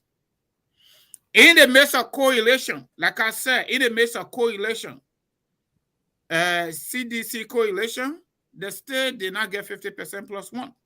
They got 38.37. The Unity Party on their own, they got 28.76%, 2017. Considering the death of brown skin, that bulk of that Liberty Party vote is going to Unity Party. Evident by what we're seeing. Musa Belede cannot even win election in Nimba County. You know that. How can he take the Baza people to vote for him? It makes sense? So we just hope that the opposition, they can remain separated and maintain their personal political identity. But when we go to the runoff, hopefully they can vote for Liberia by supporting a single candidate against indigenous looters. Thank you very much on that note. Moses, Yeah. just gave you a 1 minute or so. Mhm. Quickly, I would like to say that it was indeed a great discussion. For the unfortunately, we couldn't look at all of the candidates. We will try to find a time that we can come back Reschedule and start from and where we left off. and start from where we start at. But I think it was a good discussion. This will further prove to people that when we come here, we don't come here to discuss anybody because we have personal hatred against you. We are discussing these issues because we want a better Liberia for everybody. And the four of us on this talk show tonight can agree that Liberia is in peril. Oh, There's a yes. need for a change in leadership, but it must be done legally. You want a replacement that will put Liberia first. Let me end it Yes. there. And quickly, just before we go, the point I want to make quick, and it has to do with when the person thinks that the presidency is the sum total of leadership. That's where I have the problem, because Yes. leaders are in the pockets of our communities. Yes. Leaders are in the pockets of our ministries. Leaders should be in the pockets of our teaching institutions, in our hospitals, in our communities, in our volunteerism, in our civil society, in the church, and everywhere. But oftentimes, everyone wants to be president, and so they miss the mark because of the semblance of popularity, like we talked about, the likability factor. I got the money, you follow me, you ain't bringing nothing, so why am I, succumbing to you when I should be the president? And this is Yes. why we're hurting ourselves all of the time. Look in the American House of Senate. Most of the guys are millionaires.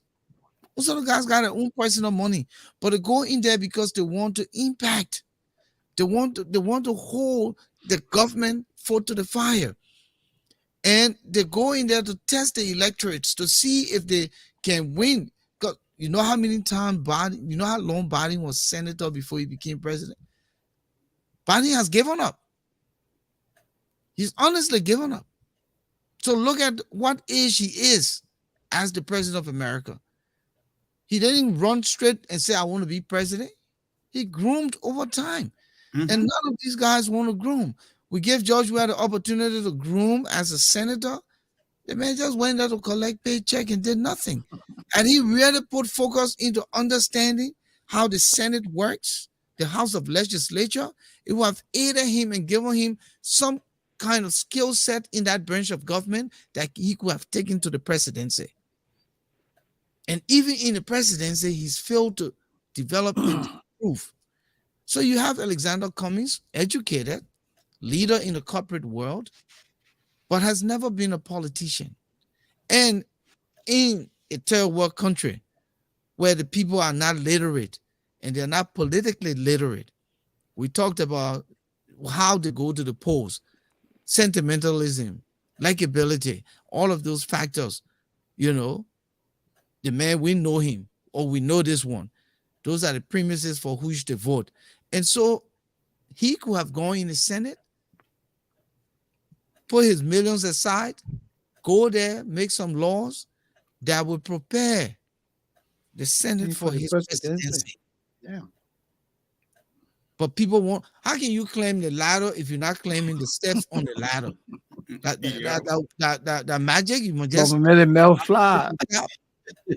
So that's where many of our,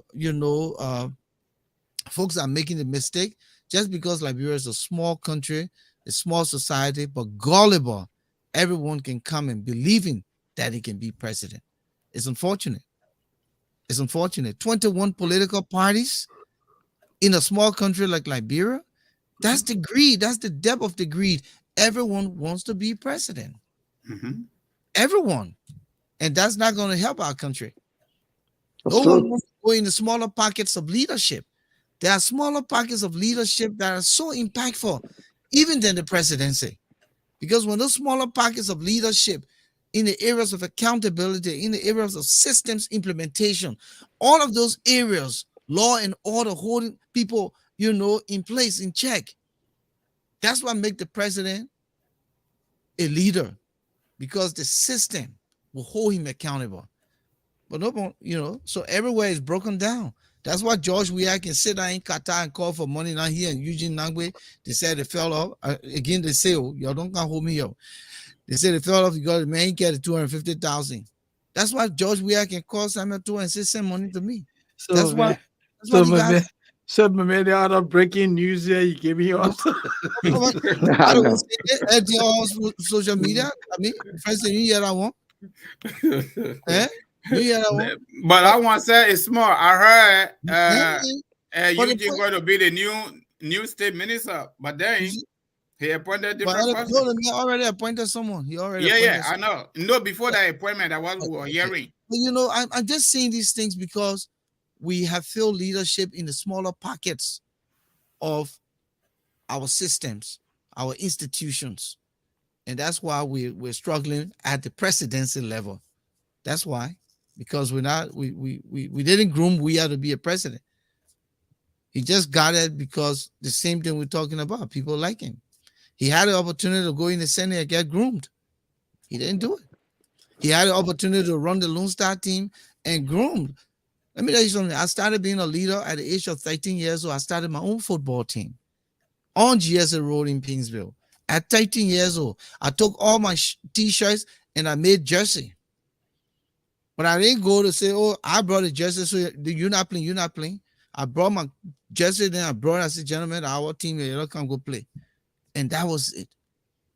And those little things, you go to school, you're in the student council government, you learn in the ropes, you get in your institution, you become a part of leadership. But when the man do those things, he take our country for granted, and that's why we're struggling. Mhm. And that's all we can hope for, a better leader. And again, how do we get there? We gotta keep talking. We gotta keep talking. We got to change our mindset. But Volcano, before we go quickly, let me just squeeze a small information in, because we talk a lot about the issue of dishonesty, insincerity, and so on. For example, we're talking about Kumis going to other political but taking people. Josh Wishner. Yeah, my former boss, the Minister of Foreign Affairs, Assistant Minister, okay? 2017, he was campaign manager for Unity Party. He's the spokesman for Cummins lobbyist group here in Washington, D.C. Lee Law. He ain't going to vote for Joseph Boaga. Joseph Boaga has become a Google man to him. Can you imagine that? Look at Vanish Sherman. Look at Kumine Wise. Look at TJ, Milton TJ. These are people that ran on Unity Party. Now they are in the pocket of George Weah. How can we keep this kind of people in the Senate? Yeah. Then you think you're going to have a leadership sanity? No, it's going to be leadership insanity. We need good people to go to that Senate. If we have a good senators, reasonable number, and reasonable member of the House of Representatives, we can change our country. You know what?